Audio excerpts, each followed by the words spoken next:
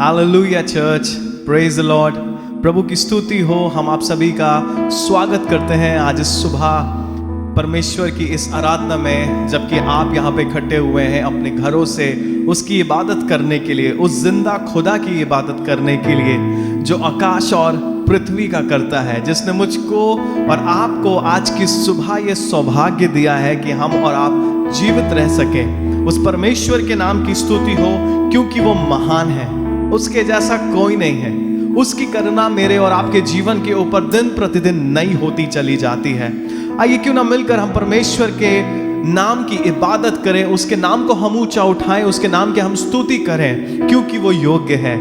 जबकि आज हम एक ऐसे दिन को सेलिब्रेट कर रहे हैं, आज कम्युनियन सेलिब्रेट करेंगे हम साथ मिलकर, और यीशु मसीह के बलिदान को हम याद करेंगे। क्यों ना मिलकर हम उस यीशु मसीह की इबादत करें, उस मेमने के लहू की इबादत करें, उस मेमने के लहू की जय बोलें, जिसने मेरे और आपके जीवन को छुड़ौती का दाम दिया है। हाँ यीशु मसीह, आज की सुबह हम आपके चरणों में आते हैं, धन्यवाद देते हैं आज इस दिन के लिए।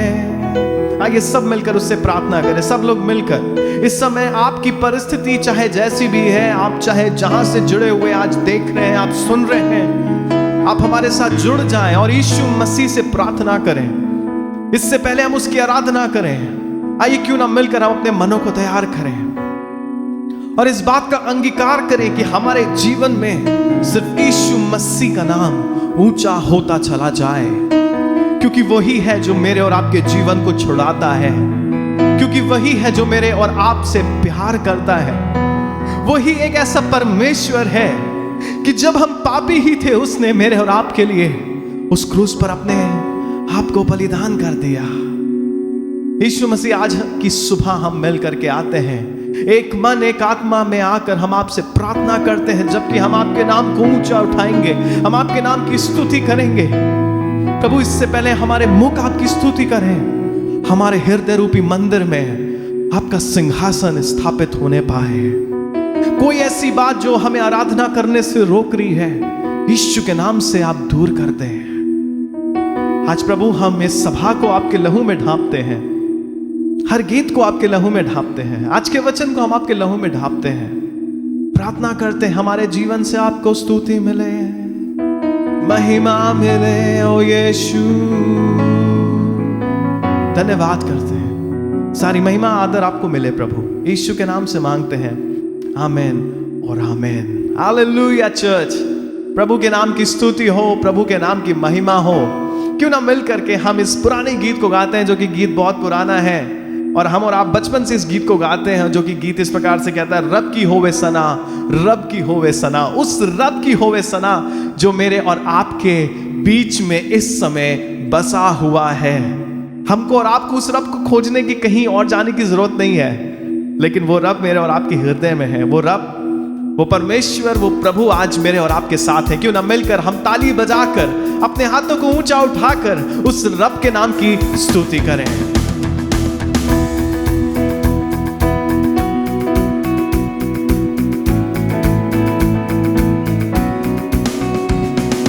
रब की होवे सना हमेशा, रब की होवे सना, रब की होवे सना हमेशा, रब की होवे सना, रब की होवे मदा सराए,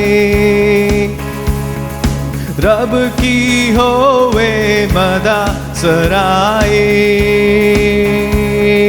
उसके नाम की सना, उसके नाम की सना हमेशा, रब की होवे सना। सारे मिलकर, रब की होवे सना हमेशा, रब की होवे सना, रब के घर में होवे सिताए, रब के घर में होवे सिताए। उसके हम दो सना, उसकी हम दो सना हमें हमेशा रब की होवे सना, रब की होवे सना हमेशा, रब की होवे सना, रब की होवे सना हमेशा, रब की होवे सना। कामों में है वो कैसा कादिर, कामों में वो कैसा कादिर, उसकी कुदरत बता, उसकी कुदरत बता हमेशा, रब की होवे सना, रब की होवे सना हमेशा, रब की होवे सना, रब की होवे सना, रब की होवे सना हमेशा, रब की होवे सना। तार तार सांसों पे राखनी छेड़ो, तार तार सांसों पे राखनी छेड़ो, डफ और तबला बजा,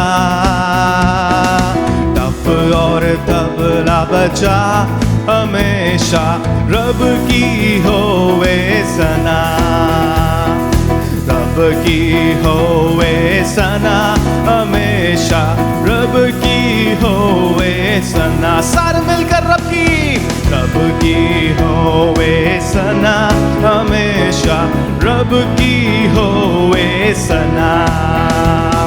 सारे मिलकर ताली बजाओ, कम ऑन मिलकर के ताली बजाएं, सारे मिलकर ताली बजाओ, गाओ रब की सना, गाओ रब की सना हमेशा, रब की होवे सना, रब की होवे सना हमेशा, रब की होवे सना। सारे मिलकर के गाएं, रब की होवे सना हमेशा, रब की होवे सना, रब की होवे सना हमेशा, रब की होवे सना।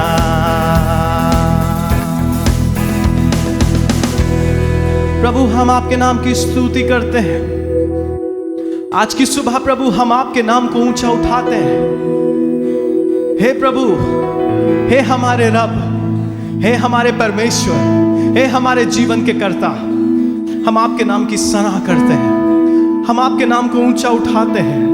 हम इस बात को कहते हैं कि इस आकाश के नीचे और इस पृथ्वी के ऊपर कोई ऐसा नाम नहीं है जिसके नाम की जय हो। अगर जय हो तो यीशु के नाम की होने पाए, जिसने मेरे और आपके जीवन के लिए अपने जीवन को कुर्बान कर दिया। उस निर्दोष मेमने ने अपने आप को कुर्बान कर दिया। तो क्यों ना मिलकर हमारा हृदय इस बात को गाएगा, रब की होवे सना, और सिर्फ उसके नाम की सिताइश हो। प्रभु हम धन्यवाद करते हैं, धन्यवाद यीशु, तेरी आराधना हो। यीशु तू अच्छा है, तू भला है, तेरी आराधना हो।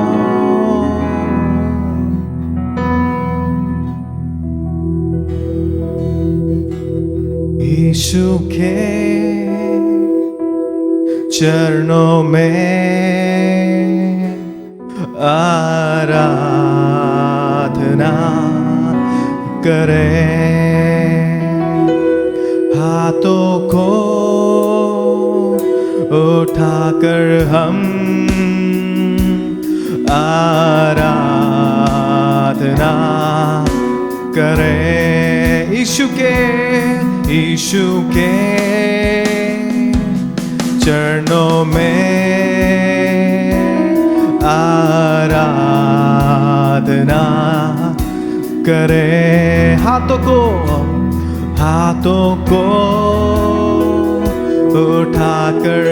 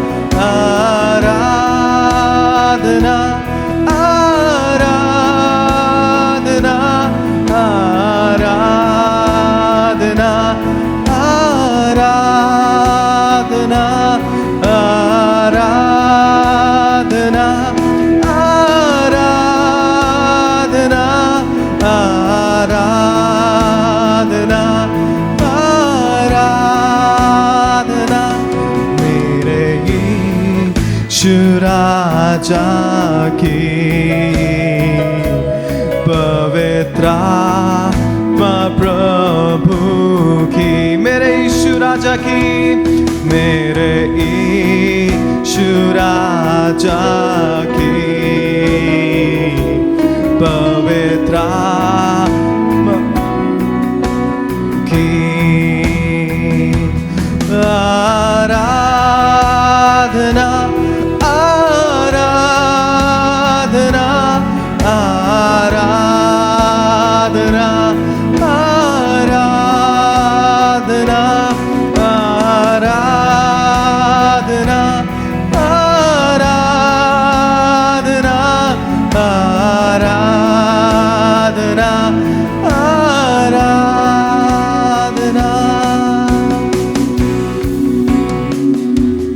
यीशु के लहू में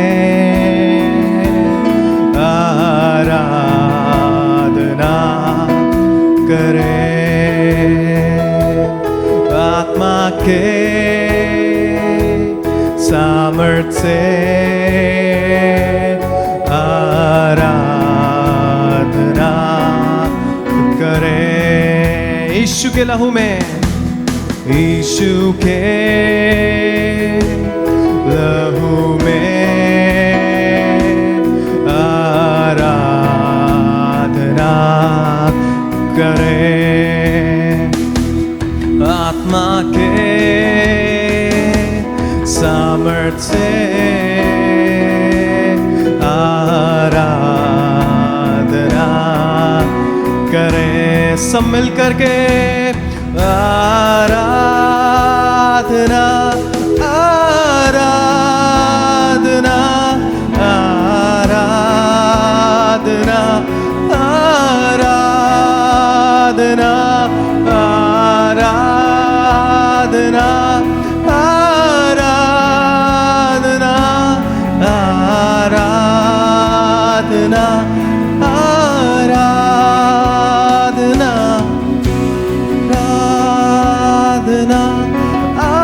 आराधना, आराधना, आराधना, मेरे यीशु राजा की पवित्र आत्मा प्रभु की, मेरे यीशु राजा की पवित्र आत्मा प्रभु की। ओ मेरे यीशु राजा की आराधना हो तो सिर्फ यीशु की। ओ यीशु, यीशु तू अच्छा है, हालेलुया। आइए चर्च क्यों ना मिल करके हम अपने यीशु के नाम को ऊंचा उठाएं, क्योंकि वही है जो मेरे और आपके जीवन में अपनी सामर्थ्य से आ करके हमारे सारे श्रापों को, हमारे सारे पापों को तोड़ देता है। जब हम पापी ही थे, वचन कहता है जब हम पापी ही थे तब उसने हमसे और आपसे प्यार किया। और वो यीशु मसीह आज मेरे और आपके बीच में, मेरे और आपके घरों में, मेरे और आपके हृदय रूपी सिंहासन में उपस्थित है, क्योंकि उसका वचन कहता है जहां पर तुम मेरे नाम को लोगे मैं वहां पर जरूर हाजिर होऊंगा। यीशु आज हम तुझे धन्यवाद देते हैं कि आज तू हमारे बीच में है। तू कहीं और नहीं वरन हमारे मनों में बसने वाला है। प्रभु, जैसे तू पुराने नियम में अपने लोगों के साथ उस बादल के खंबे के समान चलता रहा, आज तू हमारे हृदय में बसता है। यीशु हम तुझे प्यार करते हैं। यीशु हम आपके नाम की स्तुति करते हैं। हालेलुया। तेरी महिमा का बादल आज की सुबह हमें घेर ले, हम ऐसी प्रार्थना करते हैं। हमारे घरों को, हमारे हृदय को, हमारे हर एक प्राण को, हमारी आत्मा को अपनी महिमा के बादल से घेर ले प्रभु यीशु मसीह। घेर ले प्रभु, घेर ले यीशु मसीह। हम अपने जीवन का पूरा नियंत्रण आपको देते हैं। आइए क्यों ना चर्च मिलकर के हम उससे कहें, प्रभु हम अपने जीवन का नियंत्रण, शायद अब तक तो हम अपनी मर्जी के अनुसार चले, लेकिन आज प्रभु हम अपने जीवन का पूर्ण नियंत्रण पवित्र आत्मा आपके हाथों में देते हैं, पवित्र आत्मा आपके हाथों में सौंप देते हैं। ओ यीशु,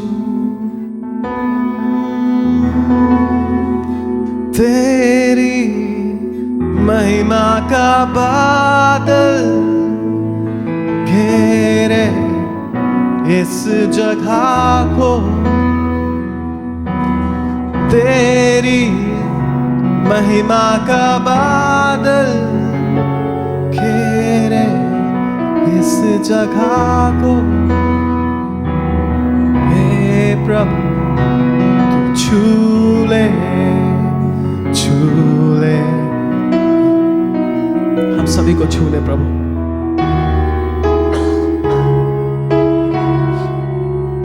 सभी को छू ले प्रभु।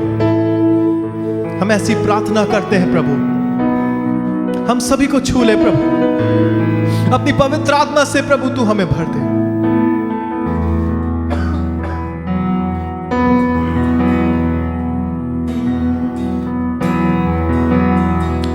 तेरी महिमा का बादल घेरे इस जगह को, तेरी महिमा का बादल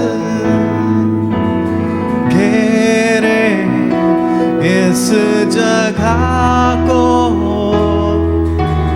हे प्रभु तू छू ले, छू ले हम सभी को। हे प्रभु तू छू ले, छू ले हम सभी को। तेरी आत्मा, तेरी आत्मा की वर्षा बरसे इस जगह पे, तेरी आत्मा की वर्षा बरसे इस जगह पे। चंगाई और छुटकारा होवे यीशु के नाम से। चंगाई और छुटकारा होवे यीशु के नाम से। तेरी महिमा का बादल घेरे इस जगह को, तेरी महिमा का बादल घेरे इस जगह को। हे प्रभु तू छू ले, छू ले हम सभी को। हे प्रभु, हाँ प्रभु तू छू ले, ओ छू ले प्रभु हम सभी को। चर्च क्यों ना मिल करके, जबकि पवित्र आत्मा आज मेरे और आपके घरों में, मेरे और आपके बीच में उपस्थित है, वो सत्य का आत्मा यीशु मसीह ने कहा मैं जा रहा हूं लेकिन तुम्हें अनाथ नहीं छोड़ूंगा, तुम्हारे साथ एक सहायक देके जाऊंगा। आत्मा अर्थात सत्य का आत्मा, और वो आत्मा हमारी अगुवाई करता है उस सच्चे ईश्वर की आराधना करने में, जो कि योग्य है, जो कि हमारी भक्ति के योग्य है, जो हमारी सेवा के योग्य है, और उसका नाम यीशु है। ओ Yeshu Masih, come on church, let's love him. आइए क्यों ना मिलकर हम बस उसे प्यार करें, उस यीशु को प्यार करें, उसकी ओर निहारें, उसकी सुंदरता को देखें, उसके प्रेमी हृदय को देखें, उस क्रूस की ओर निहारें जो कि उसका प्रेम का इजहार है। Thank Thank you, Jesus. Thank you, Lord. All we can say is thank you, Lord. प्रभु बस हम तुझसे कह सकते हैं धन्यवाद। यीशु तू पवित्र है, यीशु तू योग्य है। Thank you, Lord.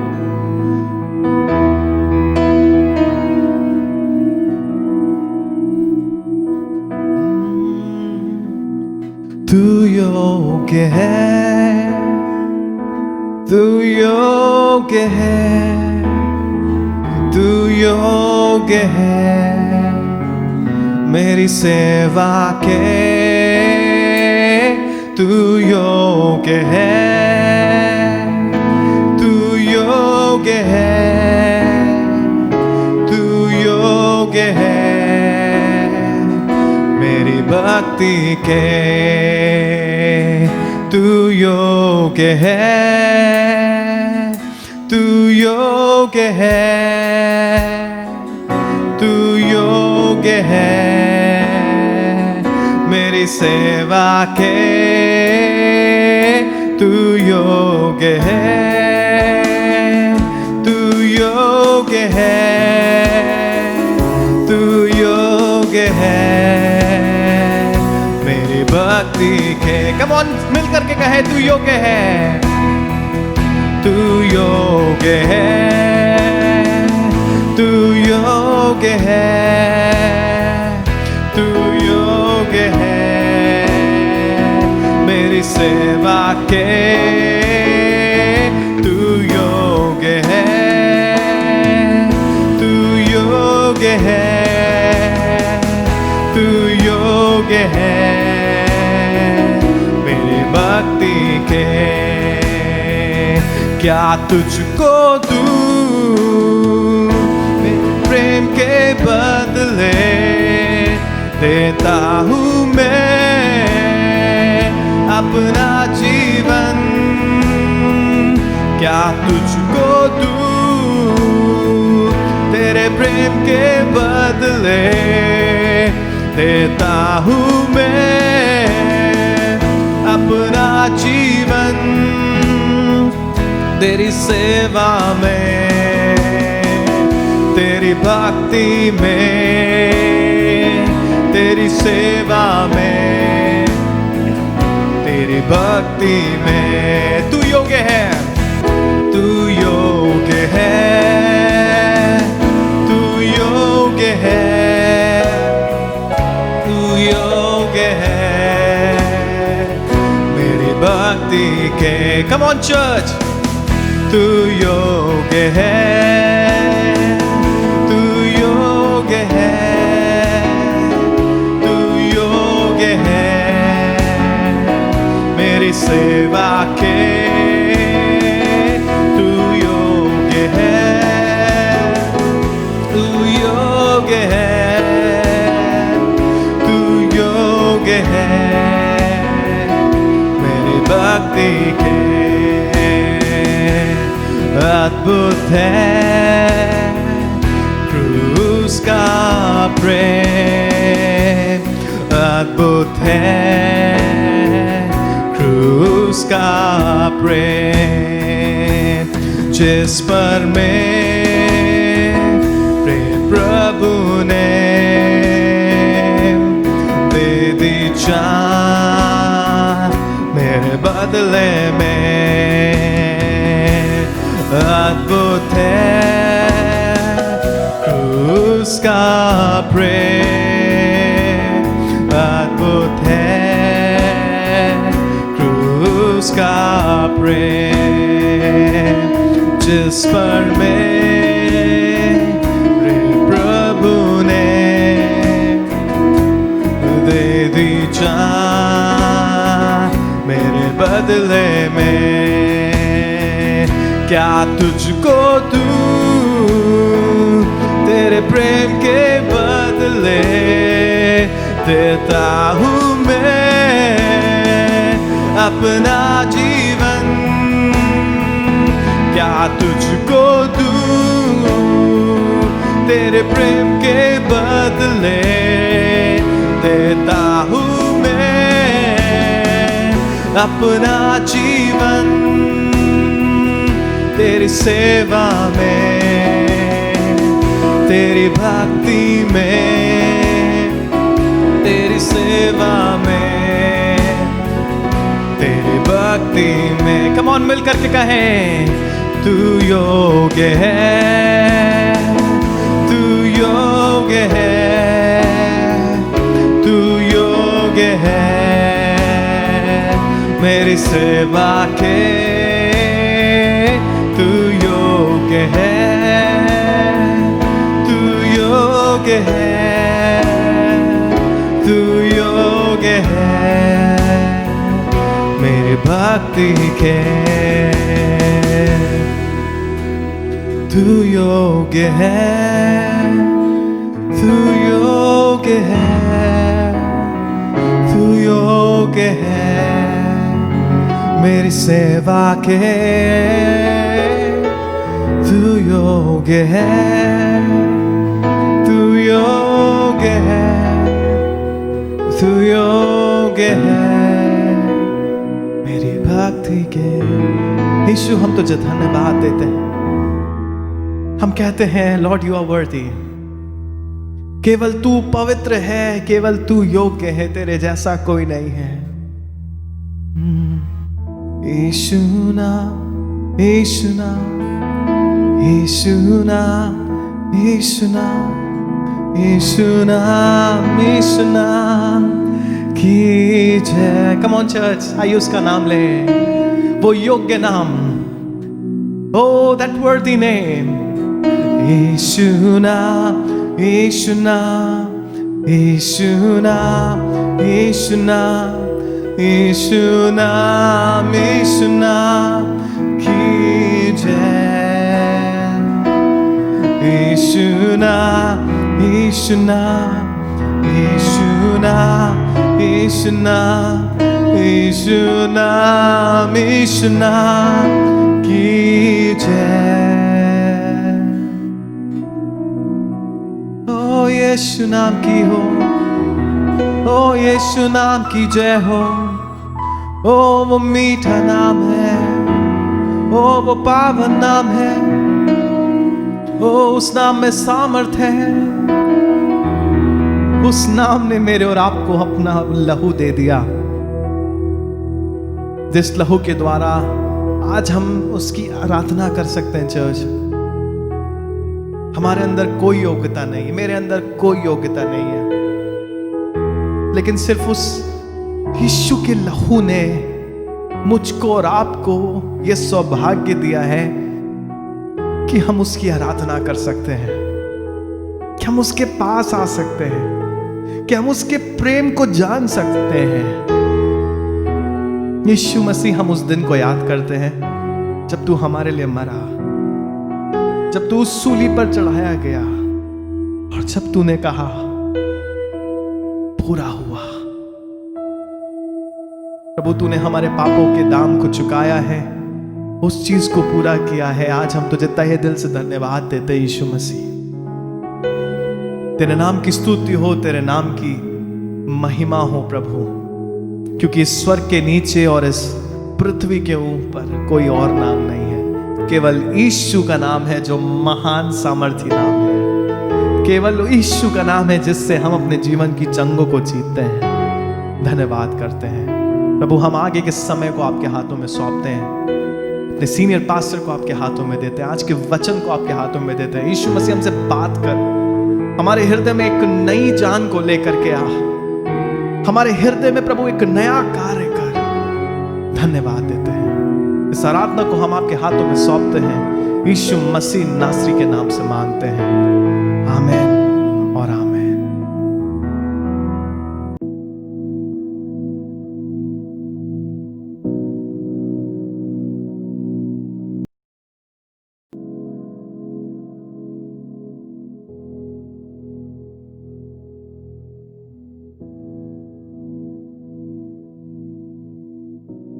Praise the Lord.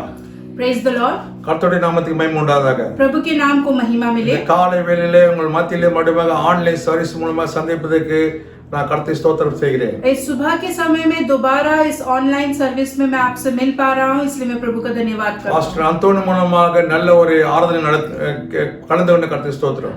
Pastor Anthony द्वारा एक बहुत अच्छी आराधना में हम शामिल हुए हैं, इसलिए प्रभु का கடந்த धन्यवाद। நாட்களில் என்னென்ன நடந்தது என்பதை குறித்து நான் சொல்ல வேண்டிய அவசியம் உங்களுக்கு இல்லை. पिछले दिनों में क्या क्या घटना घटी है इसके विषय में मुझे बताना அது जरूरी नहीं है। சொல்லத்தக்கதாக நிறைய வாட்ஸ்அப் இருக்குது, யூடியூப் இருக்குது, டிவிகள் இருக்கிறது. और उसे बताने के लिए बहुत सारे व्हाट्सएप है, व्हाट्सएप में बहुत सी चीजें आप देख सकते हैं, यूट्यूब में देख सकते நான் हैं। பைபிள்ல இருந்து சில வசனங்களை சத்தியம் சொல்ல விரும்புகிறேன். लेकिन मैं बाइबल में से कुछ विशेष सत्य आपको बताऊंगा। மறுபடியுமாக எபிரேயர் 1 அதிகாரம் 1-2 வசனம் வாசிக்கும் பொழுது और दोबारा जब इब्रानियों की पुस्तक अध्याय 1 और वचन 1 और 2 जब हम पढ़ते பூர்வ हैं, காலங்களில் பங்கு பங்காகவும் வகை வகையாகவும் தீர்க்கதரிசிகள் மூலமாய் நம்முடைய பிதாக்களுக்கு தேவன் திருவுளம் பற்றினார். और पूर्व युग में परमेश्वर ने बाप दादाओं से थोड़ा थोड़ा करके और भांति भांति से भविष्यवक्ताओं के द्वारा बातें करी। கடந்த வாரங்களிலே அதை குறித்து நான் சிந்தித்துக் கொண்டிருக்கிறோம். और पिछले दिनों में इस विषय में हमने गौर किए हैं மறுபடியும் அதை குறித்து நான் சிந்திப்போம். और दोबारा हम इसी पे मनन करेंगे। தேவன் நம்மிடத்துல குமாரன் மூலம் பேசினார். परमेश्वर हमसे पुत्र के द्वारा बात करता ஆனா है, பிதாக்களிடத்திலே தேவன் கொஞ்சம் கொஞ்சமா பேசினார். लेकिन पिता से परमेश्वर ने थोड़ा थोड़ा करके बात की। ஆதாமோடு என்ன பேசினார் என்று போன வாரம் தியானித்தோம். पिछले हफ्ते हमने पढ़ा कि आदम से क्या बात இந்த की। ஆதாம குறித்து சில காரியங்களை சிந்திக்க விரும்புகிறோம். इस आदम के विषय में हम कुछ घटनाओं पे मनन करेंगे। இந்த ஆதாம் மனித இனத்தின் முதல் மனிதன். और ये आदम जो है मनुष्यों में से पहलोटा था, மனித இனத்தின் பிரதிநிதியா இருக்க ரெப்ரசன்டேட்டிவ். और जो मनुष्य जाति है उसका वो रिप्रेजेंटेटिव है, प्रतिनिधि है। ஜெனசிஸ்ல 1 அதிகாரம் சொல்லப்படுகிறது தேவன் மனுஷனை தன்னுடைய சாயலாக படைத்தார் என்று. और उत्पत्ति के पहले अध्याय में हम देखते हैं कि परमेश्वर ने मनुष्य को अपने ही स्वरूप में बनाया। இரண்டாவது அதிகாரத்துல வாசிக்கிறோம் எப்படி உண்டாக்கினார் என்று. और दूसरे अध्याय में हम पढ़ते हैं कि किस प्रकार परमेश्वर ने बनाया। 7 வசனம் வாசிக்கும் போது 2:7 और दूसरा अध्याय और वचन 7 जब हम पढ़ते हैं, தேவனாக கர்த்தர் परमेश्वर यहोवा, அப்படி சொன்னாக்கா தேவனாக யெகோவா தேவன் और यहोवा परमेश्वर, மனுஷனை பூமியின் மண்ணினாலே உருவாக்கினார். और परमेश्वर ने मनुष्य को भूमि की मिट्टी से बनाया। ஹல்லேலூயா. हालेलुया। எவ்வளவு பெரிய பொம்மையா இருந்திருக்கும் மனுஷன். और देखिए मनुष्य कितना बड़ा एक पुतला होगा। மேபி 30 வயசு இருக்கும். हो सकता है कि उसकी आयु लगभग 30 साल की हो। ஹல்லேலூயா. हालेलुया। அப்படிப்பட்ட ஒரு உருவத்தை உண்டாக்கினார். और ऐसे एक स्वरूप में परमेश्वर ने बनाया, மண்ணிலிருந்து உருவாக்கினார். और मिट्टी से परमेश्वर ने बनाया। ஜீவ சுவாசத்தை அவன் நாதிலே ஊதினார். परमेश्वर ने उसके श्वास में जीवन का श्वास उठेला, ஆண்டவர் ஊதினாரா. और परमेश्वर ने फूका, ऐसे लिखा है। மண்ணில் இருந்த மனுஷ பொம்மை और जो मिट्टी का बना हुआ मनुष्य था, தேவன் கிட்ட ஜீவ சுவாசம் और परमेश्वर के द्वारा एक जीवन के श्वास को ரெண்டு पाकर, மிக்ஸ் ஆயிட்டு ஜீவ ஆத்மாவானான். और दोनों जब मिले एक साथ तो वो एक जीवित मनुष्य बन गया। ஹல்லேலூயா. Hallelujah. What a wonderful creation is a man. और देखिए कितने अद्भुत रीति से परमेश्वर ने मनुष्य को बनाया है। தேவன் மனுஷனை ஒரு விசேஷ பார்ட்ஸோட உண்டாக்கி இருக்கிறார். और परमेश्वर ने मनुष्य को एक विशेष तरीके से रचा है। இந்த மிருகங்கள் மத்தியில இப்படிப்பட்ட ஜீவ சுவாசம் கிடையாது, தேவனுடைய சுவாச பார்ட் கிடையாது. और ऐसे मनुष्य के अंदर जो है परमेश्वर ने जानवर के अंदर ऐसा कोई पार्ट नहीं रखा தேவனுடைய है। சாயல மனுஷன் மத்தியில மிருக மத்தியில கிடையாது. और मनुष्य का स्वभाव भी और उसका परमेश्वर का जो स्वभाव वो भी जानवर में नहीं है। மிருகங்களுக்கு இப்படி கொடுக்கப்பட்ட நீங்க தான் இந்த உலகத்தை எல்லாம் ஆளுகை செய்ய வேண்டும் என்று. और जो जीव जंतु है उसको परमेश्वर ने कुछ ऐसा नहीं दिया है कि वो इस पृथ्वी पर पे राज्य कर सके। மனுஷ வர்க்கத்துக்கு மாத்திரம் தேவன் சொன்னார் நீங்க இந்த உலகத்தை ஆளுகை செய்வீர்கள் என்று. केवल मनुष्य को ही परमेश्वर ने कहा कि तुम इस पृथ्वी पे प्रभुता करोगे, राज्य करोगे। தேவனுடைய சிருஷ்டிப்புல மனுஷ விசேஷ வண்ணமாக இருக்கிறார். और परमेश्वर की नजर में मनुष्य बहुत ही विशेष है। தேவன் மனுஷனை முதல் நாள்ல உண்டாக்கவில்லை, இரண்டாவது நாள்ல உண்டாக்கவில்லை. और परमेश्वर ने मनुष्य को पहले दिन नहीं या दूसरे दिन नहीं, மிருகத்தை உண்டாக்குறதுக்கு முன்னால உண்டாக்கவில்லை. और जीव जंतु को बनाने से पहले परमेश्वर ने नहीं बनाया எல்லாத்தையும் है। உண்டாக்கின பிறகு மனுஷன் உண்டாக்கினார். सब कुछ परमेश्वर ने बना दिया, उसके बाद परमेश्वर ने मनुष्य की உங்களுக்கு रचना। ஏன் என்று தெரியுமா? क्या आप जानते हैं क्यों? உங்களுக்கு தெரியுமா? नहीं। ஓகே. ஓகே, ஏன் சொன்னா क्यों, किस लिए? இரண்டாவது நாள் உண்டாக்கி இருந்தாங்க अगर दूसरे दिन बनाते तो அவன் சொல்ல நான் தான் சூரியனை உண்டாக்கினேன்னு சொல்லுவா. कि वो ये कह देगा कि मैंने ही सूर्य को बनाया है, நான் தான் சந்திரனை உண்டாக்கினேன், या फिर मैंने ही चंद्रमा को நான் बनाया தான் है, மிருகத்தை எல்லாம் உண்டாக்கினேன் या फिर मैंने ही जीव जंतु को बनाया है। அப்படி சொல்லுவான். वो ऐसे बोलेगा। மனுஷனால உண்டாக்க முடியாது எதையும். मनुष्य सब कुछ नहीं बना सकता। அதனால தேவன் மனுஷ கடைசியில உண்டாக்கினாரா. इसीलिए परमेश्वर ने मनुष्य को अंत में, आखिरी में बनाया। அது மாத்திரமல்லாமல் केवल वही नहीं மனுஷன் இருள இருக்கக்கூடாது சொல்லிட்டு, कि मनुष्य अंधकार में ना रहे பசியாம இருக்கக்கூடாது சொல்லிட்டு, या फिर भूखा ना रहे வெறுமையை பார்க்கக்கூடாது சொல்லிட்டு, या फिर दरिद्रता को ना देखे, எல்லாம் வெறுமைனாக எம்ப்டினஸ், खालीनेस को, खालीपन को ना देखे। எல்லாவற்றையும் உண்டாக்கின பிறகு ஒரு அழகான பூமியில அவனை படைத்தார். सब कुछ उसने बेहद खूबसूरती से बना दिया पृथ्वी को। उसके बाद परमेश्वर ने मनुष्य की रचना करी। நான் இந்த நேரத்துல இதை குறித்து நான் தியானம் செய்து கொண்ட சமயத்துல इस विषय में जब मैं मनन कर रहा था, ஜீவ சுவாசத்தை அவன் நாசிலே ஊதினார் சொல்லப்பட்டது और வசனம். वचन कहता है कि परमेश्वर ने उसके नाक में जो है जीवन के श्वास को फूका। The body is visible but आत्मा is invisible. जो शरीर है वो तो दिखती है, लेकिन जो आत्मा है वो दिखाई नहीं देती। உயிருள்ள மனுஷனானான். वो एक जीवित मनुष्य बना। அவன் எப்படிப்பட்ட மனுஷன் சொன்னாக்கா, और वो किस प्रकार का मनुष्य है अगर हम देखें, இன்பில்ட் மனுஷன். एक ऐसा मनुष्य जिसे अच्छे अंदर से बनाया गया है। ஹalleluya. हालेलुया। நம்மள இன்பில்ட் फ्रिज विद स्टेबलाइजर பார்க்கறோம். हम इनबिल्ट फ्रिज विद स्टेबलाइजर देखते हैं। இன்பில்ட் ஏசி வித் இன்வெர்ட்டர் பார்க்கறோம். हम इनबिल्ट एसी विद इन्वर्टर देखते हैं। கார் கூட பார்க்கறோம். இன்பில்ட் ஏசி கார் பார்க்கறோம். हम इनबिल्ट एसी कार भी देखते हैं। அப்படியே இந்த மனுஷன் கூட இன்பில்ட் மேன். और उसी प्रकार ये मनुष्य भी एक इनबिल्ट मैन है। ஹalleluya. Hallelujah. What is inbuilt? Inbuilt मतलब क्या है? அது கேட்கணும்னா கொஞ்ச நேரம் வசனம் கேளுங்க. अगर आपको वो सुनना है तो आप थोड़ी देर वचन पे ध्यान दें। ஹalleluya. हालेलुया। நான் இந்த ஆதாம் குறித்து வாசிக்கும் போது இந்த வசனம் குறித்து வாசனம் எனக்கு மிகவும் ஆழமாக சந்தோஷமா இருக்கிறது.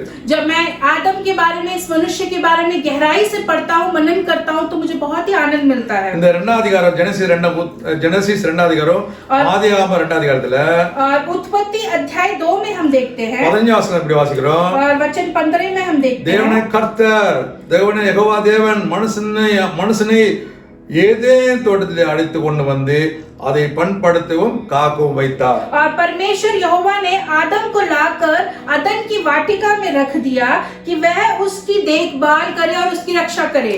பண்படுத்த வேண்டுமா? ஏர் உழுவும் மாதிரி பண்படுத்த வேண்டும். और यहाँ पे काम करने के लिए और उसकी रक्षा करने के लिए, देखभाल करने के लिए செக்யூரிட்டி வேலை கொடுத்துக்கிறார். उसको एक सिक्योरिटी का काम भी दिया है। தேவனுக்கு நல்லா தெரியும் யாரோ உள்ள வர போறாங்க, அதெல்லாம் செக்யூரிட்டி வேலை आदम கொடுத்தாரு. और देखिए परमेश्वर अच्छे से जानते थे कि उस वाटिका के अंदर कोई आने वाला है, इसीलिए परमेश्वर ने उसको सिक्योरिटी का काम அது दिया। மாத்திரமல்லாமல் ஆண்டவர் சொன்னாரு, தேவனே கர்த்தர் மனுஷன் நோக்கி, நீ தோட்டத்தில் உள்ள சகல விருட்சத்தை கனி புசிக்கலாம், ஆனால் நன்மை தீமை அறியத்தக்க விருட்சத்தை கனி புசிக்க வேண்டாம், அதை புசிக்க நாளிலே சாகவே சாவா என்று கட்டளையிட்டார். और उसके बाद यहोवा परमेश्वर ने आदम को यह आज्ञा दी कि तू वाटिका के सब वृक्षों का फल बिना खटके खा सकता है, पर भले या बुरे के ज्ञान का जो वृक्ष है उसका फल तू कभी ना खाना, क्योंकि जिस दिन तू उसका फल खाएगा उसी दिन अवश्य मर जाएगा। हालेलुया। हालेलुया। புசிக்க நாளே நீ சாகவே சாவாய். और जिस दिन तू उसको खाएगा तू मर ही जाएगा। ஒரு எச்சரிப்பு கூட ஆண்டவர் கொடுத்தார். परमेश्वर ने एक चेतावनी भी दी। சாவு, டெத் என்ற வார்த்தை கூட அவன் காதுல கேட்டான். मृत्यु नाम के शब्द को भी उसके कानों तक पहुंचाया। சாப்பிட கூடாது என்ற வார்த்தையை கேட்டான். और उसे नहीं खाना है ऐसे भी कहा। இந்த கனியெல்லாம் நீ புசிக்கலாம் என்ற வார்த்தையை கேட்டான். और इन सब वाटिका के फलों को खा सकता है ऐसे कहा। हालेलुया। हालेलुया। இந்த சாவு சொன்ன சமயத்துல நமக்கு தெரியும் ஆதாம் பாவம் செய்து மரித்து விட்டான். हम जब मृत्यु कहते हैं तो हमें पता है कि आदम जो पहला मनुष्य था उसे भी मरना पड़ा था। அவன் புசிக்க நாளிலே सागवे सावाना वचन 17 और वचन 17 कहता है कि जिस दिन वो उस फल को खाएगा उसी दिन मर जाएगा, ऐसे वचन में लिखा है। ஆனால் வேதம் என்ன சொல்லுகிறது? लेकिन वचन क्या कहता है? जेनेसिस இதே புத்தகத்துல 5 அதிகாரத்துல 5 வசனம் வாசிக்கிறோம். उत्पत्ति अध्याय 5 में हम वचन पढ़ते हैं। ஆதாம் உயிரோடு இருந்த நாளெல்லாம் 930 வருஷம் அவன் மரித்தான். 5 इस प्रकार आदम की कुल आयु 930 वर्ष की हुई, तत्पश्चात वह मर गया। ஆண்டவர் அங்க சொன்னாரு, நீ சாப்பிட்ட புசித்த நாளே சாகவா சாவேன்னு சொன்னாரு, ஆனா உடனே அவன் சாகவில்லை. परमेश्वर ने इस प्रकार कहा कि जिस दिन तू उसे खाएगा उस दिन तू मर जाएगा, लेकिन ऐसा नहीं हुआ। यहाँ पे 930 வருஷம் உயிரோடு இருந்த பிறகுதான் மரித்தான். 930 साल वो जीवित रहा, उसके बाद ही वो मरा। மெத்துசலா குறித்து சொல்லப்படுது அவன் 669 வருஷம் இருந்தான். और मेतुसेला के बारे में लिखा है कि वो 600 960 966 days वो जीवित रहा। 969 969 days 969 வருஷம் உயிரோட இருந்தான். और उतने दिन वो जीवित रहा। ஹல்லேலூயா. हालेलुया। அவன் தான் ரொம்ப நாளா உயிரோட இருந்த மனுஷன். और वही वो मनुष्य है जो बहुत दिन तक जीवित रहा। அப்போ எனக்குள்ள ஒரு கேள்வி, எப்படி ஆண்டு சொன்னதுக்கும் சாகிறதுக்கும் இப்படி வித்தியாசம்? और तब मेरे अंदर ये प्रश्न उठा कि कैसे परमेश्वर ने कहा वैसे ही नहीं हुआ और उसमें इतना अंतर क्यों है? சாதாரணமாக பார்த்தீங்கன்னாக்கா நீங்க இந்த உடனே பிரேக் போட்டாக்கா உடனே வண்டிக்கா கொஞ்சம் தூரம் பண்ணிக்கோ.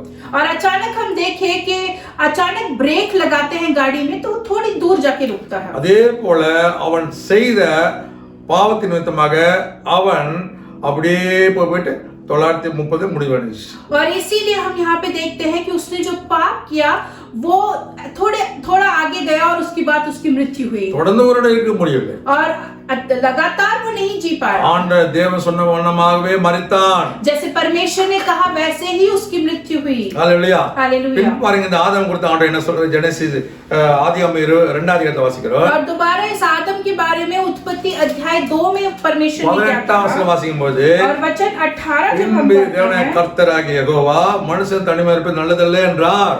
और फिर यहोवा परमेश्वर ने कहा कि आदम का अकेला रहना अच्छा नहीं है। ஏட்ட துணியை அவனுக்கு உண்டாக்குவே சொன்னார். मैं उसके लिए एक ऐसा सहायक बनाऊंगा जो उसके मेल खाए। உடனே உண்டாக்குனாரான்னு பார்த்தா இல்ல. क्या तुरंत परमेश्वर ने बना दिया? ऐसा नहीं 19 வசனம் வாசிக்கிறோம். தேவனாகிய கர்த்தர் வெளியில் சகல மிருகங்களையும் ஆகாயத்து சகல வித பறவைகளையும் மண்ணினால உருவாக்கி ஆதாமுக்கு அவளை என்ன பெயரிடும் என்று பார்க்கும்படி அவளை அவனிடத்தில் கொண்டு வந்தார். அந்தந்த ஜீவஜந்துக்கு ஆதாம் எந்தெந்த பெயரிட்டனோ அதுவே அதற்கு பெயராயிற்று. और वचन 19 में हम पढ़ते हैं और यहोवा परमेश्वर भूमि में से सब जाति के बनेले पशुओं और आकाश के सब भांति के पक्षियों को रचकर आदम के पास ले आया कि देखे कि वह उसका क्या क्या नाम रखता है। और जिस जिस जीवित प्राणी का जो जो नाम आदम ने रखा वही उसका नाम हो गया। முதலாம் அதிகாரம் கிரியேஷன் ரிப்போர்ட் और जो पहला अध्याय है वो जो सृष्टि की गई थी उसका एक रिपोर्ट है। இரண்டாவது அதிகாரம் பார்த்தீங்கன்னா ஜெனசிஸ் 2 அதிகாரம் கிரியேஷன் டீடைல்ஸ் எப்படி எல்லாம் உருவாக்கப்பட்டது। और दूसरे अध्याय में आप अगर देखेंगे तो वो उसका विवरण है, डिटेल्ड विवरण है कि किस प्रकार सृष्टि की गई। பறவைகளை ஆண்டவர் எப்படி உண்டாக்குனாரு? पक्षियों को परमेश्वर ने कैसे बनाया? மிருகங்களை எப்படி உண்டாக்குனாரு? और जीव जंतुओं को कैसे बनाया? எப்படி உண்டாக்குனாரு? कैसे बनाया? உங்களுக்கு தெரியுமா? शब्द से உண்டாக்குனாரு. शब्द से बनाया। हालेलुया। हालेलुया। இந்த வசனம் பார்க்கலாமா? आइए हम वो वचन देखें। 19 வசனம்.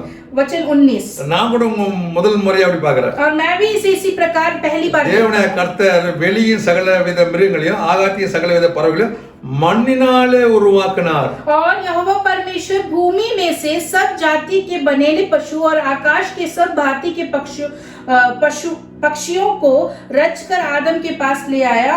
அது என்ன தெரியல, தமிழ்ல மண்ணு இருக்குது, இந்தியில மண்ணு இல்ல.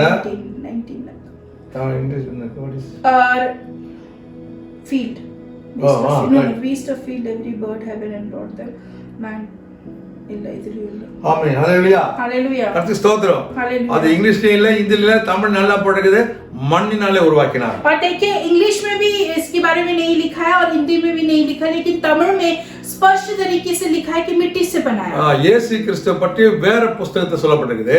यीशु मसीह के विषय में दूसरी पुस्तक में लिखा है। அவர் சிறுவரா இருந்த சமயத்துல அவர் மண்ணில குருவி எல்லாம் பறவைலாம் செய்து और ऐसे उस पुस्तक में लिखा है कि जब वो छोटे थे तो वो मिट्टी में से पक्षियां ऐसे बना के जो है उस पे श्वास फूंक कर उन्हें जीवित कर देते थे। அது அவருடைய மதர் மரியா பார்த்து சந்தோஷப்படுவாங்க। और उसे उनकी मां मरियम देखती थी और वो बहुत ही आनंदित होती थी। அதனால தான் கானான் கல்யாணத்தை தண்ணீர் திராட்சை குறை சமயத்துல இவர் என்ன சொல்கிறாரோ அதன்படி செய்யுங்கன்னு சொன்னார்। और इसीलिए कानन के जो विवाह का घर था उधर यीशु मसीह जो कहते हैं वही करो, ऐसे दासों को उन्होंने आज्ञा दी। हालेलुया। हालेलुया। அடுத்த வசனம் பார்க்கிறோம்। अगला वचन हम पढ़ते हैं 20 வசனத்துல அப்படியே ஆதாம் சகலவித நாட்டு மிருகங்களுக்கும் ஆகாயத்து பறவைகளுக்கும் சகலவித காட்டு மிருகங்களுக்கும் பெயரிட்டான், आदामुको ஏற்ற துணை இன்னும் காணப்படவில்லை। अतः आदम ने सब जाति के घरेलू पशुओं और आकाश के पक्षियों और सब जाति के बनेले पशुओं के नाम रखे, परंतु आदम के लिए कोई ऐसा सहायक ना मिला जो उससे मेल खा सके।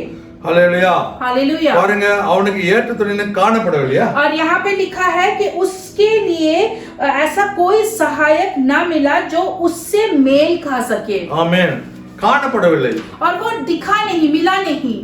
दिखा नहीं ஹalleluya हालेलुया। அப்பனா எங்கேயோ மறைஞ்சிருக்காங்க इसका मतलब ये है कि वो कहीं छिपे हुए हैं। ஹalleluya हालेलुया। நான் உங்களுக்கு சொன்னேன் இல்லீங்களா मैंने आपसे कहा था पहले இன்பில்ட் ஆதாம் कि आदम को इनबिल्ट बनाया गया है। ஹalleluya हालेलुया। அப்போ அந்த அவருடைய மனைவி ஏற்ற துணை எங்க இருந்தாங்க ஆதாமுக்குள்ள இருந்தாங்க तो इसका मतलब ये है कि आदम की जो पत्नी थी वो कहाँ थी, उसकी सहायक कहाँ थी, वो उसके अंदर ही बनी हुई। ஆகினால் தான் ஆண்டவர் ஆதாமுக்கு என்ன செஞ்சாரா ஆழ்ந்த நித்திரை டீப் ஸ்லீப் வர பண்ணினார் इसीलिए परमेश्वर ने आदम के लिए क्या किया कि उसे बहुत गहरी नींद दे दी அவன் நித்திரை அடைந்தான் और वो सो गया। அவன் விலாவில் எலும்பில் ஒன்று எடுத்து அந்த இடத்தை சதுரனை அடைத்தார் और परमेश्वर ने और यहोवा परमेश्वर ने उसकी पसली को जो उसने आदम में से निकाली थी स्त्री बना दिया और उसे आदम के पास ले आया। அப்புறமா பார்க்கிறோம் தேவனை கர்த்தர் தாம் மனுஷனில் எடுத்த விலா எலும்பை மனுஷியாக உருவாக்கி அவளை மனுஷில் கொண்டு வந்தார்। और यहाँ पे देखिए कि परमेश्वर जो है उस स्त्री को, हवा को जो है परमेश्वर आदम के पास उसी की हड्डी से बना के ले आया। ஹalleluya हालेलुया। எப்படிப்பட்ட தேவன் நம்முடைய தேவன் और देखिए कैसा हमारा परमेश्वर சாதாரண है। எலும்பிலிருந்து ஒரு மனுஷ அழகான மனுஷி और देखिए साधारण हड्डी से जो है एक विशेष स्त्री को उसने बनाया। சப்போஸ் ஆதாமுக்கு 30 வருஷம் வயசா இருந்திருந்தால் मान लीजिए कि आदम की आयु उस समय 30 रही होगी ஏவாளுக்கு அநேகமா 20 வயசு இருக்குன்னு நினைக்கிறேன்। और मुझे लगता है कि हव्वा की आयु उस समय 20 होगी। இது சொன்னா ஆபிரகாமுக்கும் சாராளுக்கும் 10 வருஷம் டிஃபரன்ஸ்। और क्योंकि अब्राहम और सारा की आयु जो है उनके में भी अंतर 10 साल का था लगभग। அப்படி ஒரு எண்ணத்தை நான் சொல்றேன், இது பைபிள் சொல்லப்படல। मैं ऐसे अपनी सोच से बता रहा हूँ, बाइबल में ऐसे नहीं लिखा है। ஆனா என்ன சொல்லப்படுது? लेकिन यहाँ पे क्या लिखा है? அப்பொழுது ஆதாம் 23 வாசிகள் அப்பொழுது ஆதாம் और यहाँ पे लिखा है तब आदम ने, ஏன் சொன்னால் और क्यों अगर कहें तो அப்பொழுது ஆதாம் சொல்றாக்கா तब आदम इस प्रकार कहता है அவன் வந்து மற்ற மிருகத்துல என்ன செய்யல ஏற்ற துணை கிடைக்கல उसे दूसरे जीव जंतुओं में अपना पार्टनर यानी अपनी सहायक नहीं मिली। ஆண்டவர் சொல்லி ஆண்டவரே இந்த மிருகத்துல ஒண்ணு எனக்கு கிடைக்கல कि उसने परमेश्वर से कहा होगा कि परमेश्वर इस जीव जंतु में से तो मुझे कुछ नहीं दिखा। அவன் சொல்ற कोई बात नहीं நான் உனக்கு ஏற்ற துணை உண்டாக்குறேன்னு சொல்லிப்பாரு। तब परमेश्वर ने कहा कि कोई बात नहीं, मैं तुम्हारे लिए एक सही जीवन साथी तैयार करता हूं। ஹalleluya हालेलुया। உனக்குள்ளதான் அந்த சாத்தி இருக்கிறார்। आप ही के अंदर है वो जीवन நீ साथी। கொஞ்சம் உறங்க வேண்டாம், ஆபரேஷன் நான் பண்ண வேண்டாம் சொன்னார்। और उससे कहा गया कि अभी तुम्हें सोना है क्योंकि मुझे ऑपरेशन करना அயர்ந்த है। நித்திரை பண்ணான்। और उसे गहरी नींद दे दी அவனுக்குள்ள இருந்து எலும்பு உருவாக்கி எடுத்து அதை அழகான ஸ்திரியாக உருவாக்கி கொண்டு வந்தார்। और उसके अंदर से एक हड्डी को निकाला और परमेश्वर ने एक स्त्री को बनाया। அதனால அவன் சொல்றான் और इसीलिए वो कहता है यहाँ पे देखकर, இவள் என் எலும்பில் எலும்பும் என் மாம்சத்தில் மாம்சம் இருக்கிறாள், இவள் மனுஷியிலிருந்து எடுக்கப்பட்டபடியால் மனுஷி எனப்படுவாள் என்றான்। अब यह मेरी हड्डियों में की हड्डी और मेरे मांस में का मांस है, इसीलिए इसका नाम नारी होगा क्योंकि यह नर में से निकाली गई है। हालेलुया। हालेलुया। நம்ம கேட்ல இருந்து ஐ டோன்ட் நோ சுந்தர்னு சுந்தரின்னு பேர் வைக்கலாம், और सुंदर से हम सुंदरी नाम रख सकते ராஜா ராணி சேவக் சேவகி, हैं। राजा रानी सेवक सेवकी ऐसे नाम கேட்ல இருந்து என்ன வருது தெரியல, கேட்டியா किटी கிட்டி வருது, कैट से किटी आता है, ஆக்ஸ்ல இருந்து பாத்தீங்கன்னாக்கா கவ் வருது, ऑक्स से हम काउ देखते हैं, ஆனா இங்க பார்த்த சமயத்துல மனுஷல இருந்து மனுஷி வருவாங்க। और यहाँ पे हम देखते हैं कि नर से नारी को लिया गया। ஹalleluya। हालेलुया। இதுதான் ஆதாமுடைய சரீர பிரகாரமான காரியம்। और यही आदम की शारीरिक सृष्टि का कार्य है। வாட் இஸ் ஸ்லீப் அத நான் பார்த்து விரும்பினேன்। और स्लीप अंग्रेजी का शब्द जो स्लीप है उसका क्या तात्पर्य है? நித்திரை தூக்கம் என்ன? नींद आना, नींद का क्या मतलब है? absence of wakefulness और इसका मतलब ये है कि जो जागृति होती है वो गहरी नींद में सो जाती है। சாதாரண பூ கூட ராத்திரி தூங்குமா? जो साधारण रीति से जो फूल पौधे हैं वो भी रात में सो जाते हैं। அது closing the leaves or petals especially in the night time। वो अपनी पंखुड़ियों को बंद कर लेते हैं और वो सो जाते हैं। அப்போ நேச்சுரலாக நம்முடைய எல்லா சரீர உறுப்புகளும் கிரியை செய்யாம கண்ணை ஆட்டோமேட்டிக்கா மூடி தூங்குறது தான் தூக்கம், அன்கான்சியஸா। और देखिए नींद उसी प्रकार है कि जब सब कुछ बंद हो जाता है और ठहर जाता है और हम सो जाते हैं। லாஸ் ஆஃப் அன்கான்சியஸ்னஸ் அதுல இருக்கும். और उसमें जो है हमारी जो सोच है वो भी थम जाती है। சரௌண்டிங்ல பத்தி நமக்கு தெரியாது. आसपास क्या हो रहा है हमें नहीं पता चलता। பிரெயின்ல சேஞ்ச் ஆஃப் ஆக்டிவிட்டி வந்துருது. और हमारे दिमाग की जो क्रियाएं हैं वो भी सो जाती हैं। ஹalleluya. हालेलुया। பாருங்க இந்த ஸ்லீப் ஒரு ஆண்டோட கிஃப்ட்டாக சொல்லலாம். और ये जो नींद जो है गहरी नींद ये परमेश्वर की ओर से एक तोहफा है। நாம தூங்காம இருந்தா நம்ம பாடி ரொம்ப ஹீட் ஆயிடும். और मान लीजिए अगर हम बिना सोए रहे तो हमारे शरीर में बहुत गर्मी पैदा होगी। ரொம்ப நாட்களாக நம்ம வந்து வேலை செய்ய முடியாது, ஓட முடியாது, நடக்க முடியாது, அப்புறம் ஒண்ணுமே செய்ய முடியாது. बहुत दिनों तक फिर हम लगातार काम नहीं कर पाएंगे, चल नहीं पाएंगे, कुछ भी कार्य सही तरीके से नहीं कर நம்ம पाएंगे। எத்தனையோ காரியத்துக்கு ஆண்டுக்கு நன்றி சொல்லி இருக்கிறோம். कितने कार्यों के लिए हम प्रभु का धन्यवाद करते ஆண்டவரே हैं। கொடுக்கிற ஸ்லீப்புக்காக நித்திரைக்கு நன்றி சொல்லி இருக்கிறோமா?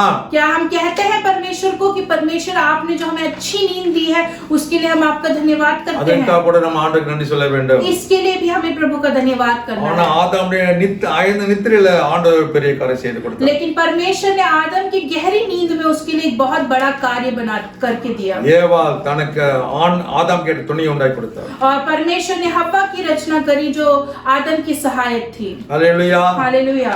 இந்த ஆதாமை குறித்து அவன் பாருங்க நான் சொன்னீங்களா எப்ப செத்துட்டாரு?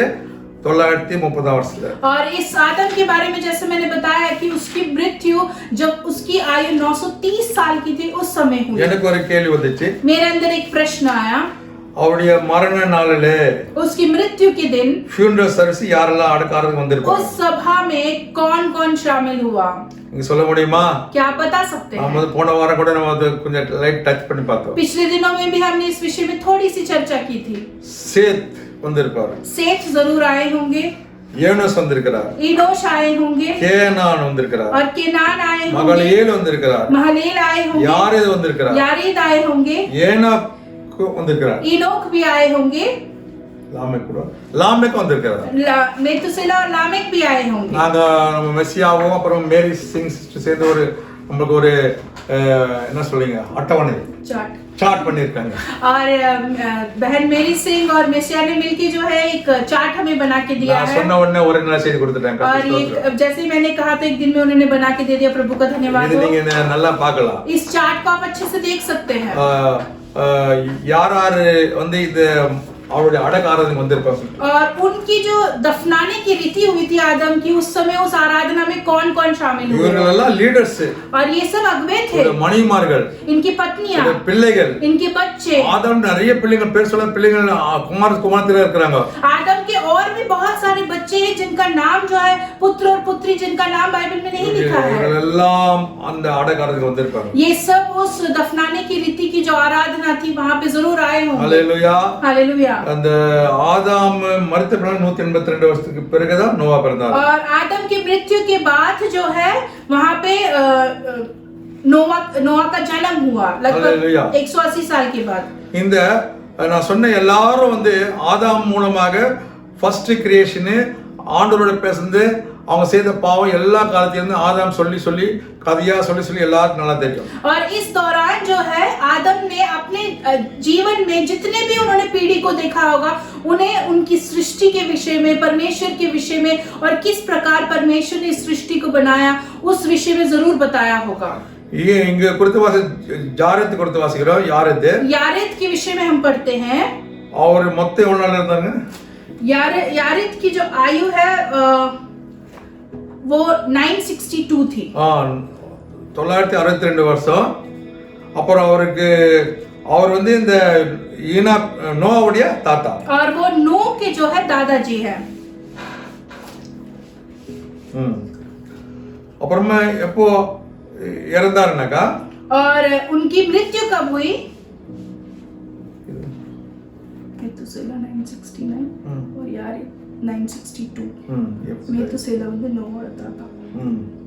और இவர் இறந்தது வந்து 969 இவங்க 969ல வந்து மெத்துசேலா இருந்திருக்கார்ல। और मेतुसेला की आयु जब उनकी आयु 969 थी उस समय उनका देहांत हुआ। அவர் வந்து பாத்தீங்கன்னா நோவா பிறகு 600 வருஷம் இருந்திருக்காரு। और नोवा के साथ लगभग उन्होंने 600 साल बिताया। हालेलुया। हालेलुया।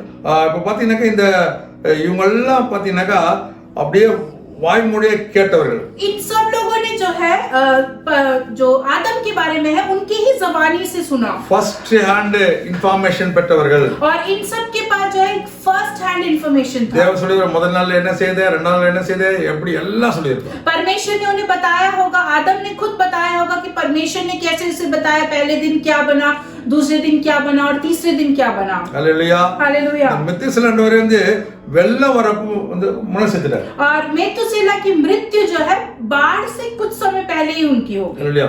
இந்த மெத்துசேலா வந்து ஜாரதை பார்த்திருக்காரு. और इस मेतुसेला ने यारेद को भी देखा, ஈனோக்க பார்த்திருக்காரு. ईनोक को भी देखा. இந்த ஜாரதுடைய குமாரன் தான் ஈனாக்கு. और यारेद का पुत्र ही ईनोक था. ஈனாக்குடைய குமாரன் தான் மெத்துசேலா. और ईनोक का पुत्र ही मेतुसेला था. அப்ப பாருங்க இங்க எல்லாரும் அவங்க சொல்லி இந்த மெத்துசே இந்த நோவாக்கு எல்லாம் தெரியும். और इन्होंने इन सब लोगों ने जो जो बताया होगा वो सब बात नूह ने भी सुनी होगी.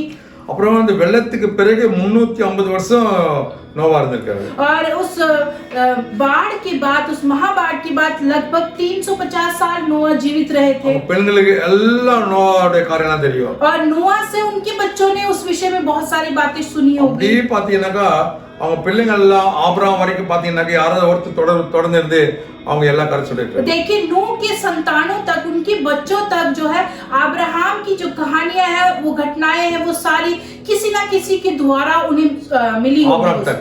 अब्राहम तक. அப்புறம் ஆபிரகாம் வந்து மற்ற பிள்ளைகளுக்கு சொல்லியிருக்கிறார். और अब्राहम ने भी दूसरे लोगों को, अपने बाकी बच्चों को भी बताया होगा. ஈசாக்கு சொல்லியிருக்கிறாரு.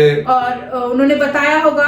இஸ்மாயில் சொல்லியிருப்பாரு. इस्माइल को बताया होगा. அப்புறம் அவங்க பேர பிள்ளைங்க சொல்லியிருக்காரு யாக்கோபுக்கெல்லாம். और पोते पोतियों को बताया होगा नो. இப்படி சொல்லி பாருங்க மோசே வரைக்கும் வந்துச்சு. और देखिए मूसा तक वो वचन ऐसे ही एक पीढ़ी से दूसरी पीढ़ी से सुनाकर पहुंच गया அப்புறமா होगा. மோசே தான் இந்த ஆதி புஸ்தகம் எழுதினார். उसके बाद मूसा ने ही इस उत्पत्ति की पुस्तक को लिखा. ஹalleluya. हालेलुया. அதனால தேவன் விசேஷ வண்ணமாக இந்த புத்தகத்தை பைபிள் புத்தகத்தை எழுதி வைத்திருக்கிறார். और देखिए विशेष रीति से परमेश्वर ने इस पुस्तक को और बाइबल को लिखा है. ஹalleluya. हालेलुया. நீங்க வந்து இன்ட்ரெஸ்டா இருக்க இந்த பைபிள் எடுத்து நீங்களும் கூட ஆராய்ச்சி செய்து பார்க்கலாம். अगर आपको ये बड़ा ही रोमांचक लगता है इस पे मनन करना, तो आप भी बाइबल खोल के इन वचनों को पढ़ के उस पे मनन कर सकते हैं. சரி நான் அங்கிருந்து இன்னொரு காரியத்தை நான் பார்க்கிறேன். और यहाँ से हम एक और कार्य को देखते हैं. இந்த பைபிள் சொல்லப்பட்ட காரியம்லாம் பாத்தீங்கன்னாக்கா ரெண்டு விதமான காரியங்கள் பார்க்கலாம். बाइबल में जो लिखा है उस कार्य को हम दो तरीके से देख सकते हैं. ஒன்று பிசிக்கலாக பார்க்கலாம். एक हम शारीरिक रीति से देख அடுத்ததா सकते हैं. பார்க்கலாம் அது இன்விசிபிள் ஸ்பிரிச்சுவலாக. और दूसरा कार्य हम जो है आत्मिक विषय में देख सकते हैं. எல்லா காரியமும் அப்படி இருக்கும். हर एक कार्य ऐसा ही होगा. பிசிக்கல் ஆதாமே और जो शारीरिक रीति से वो आदम को दर्शाएगा आदम. और आत्मिक आदम. ஹalleluya. हालेलुया.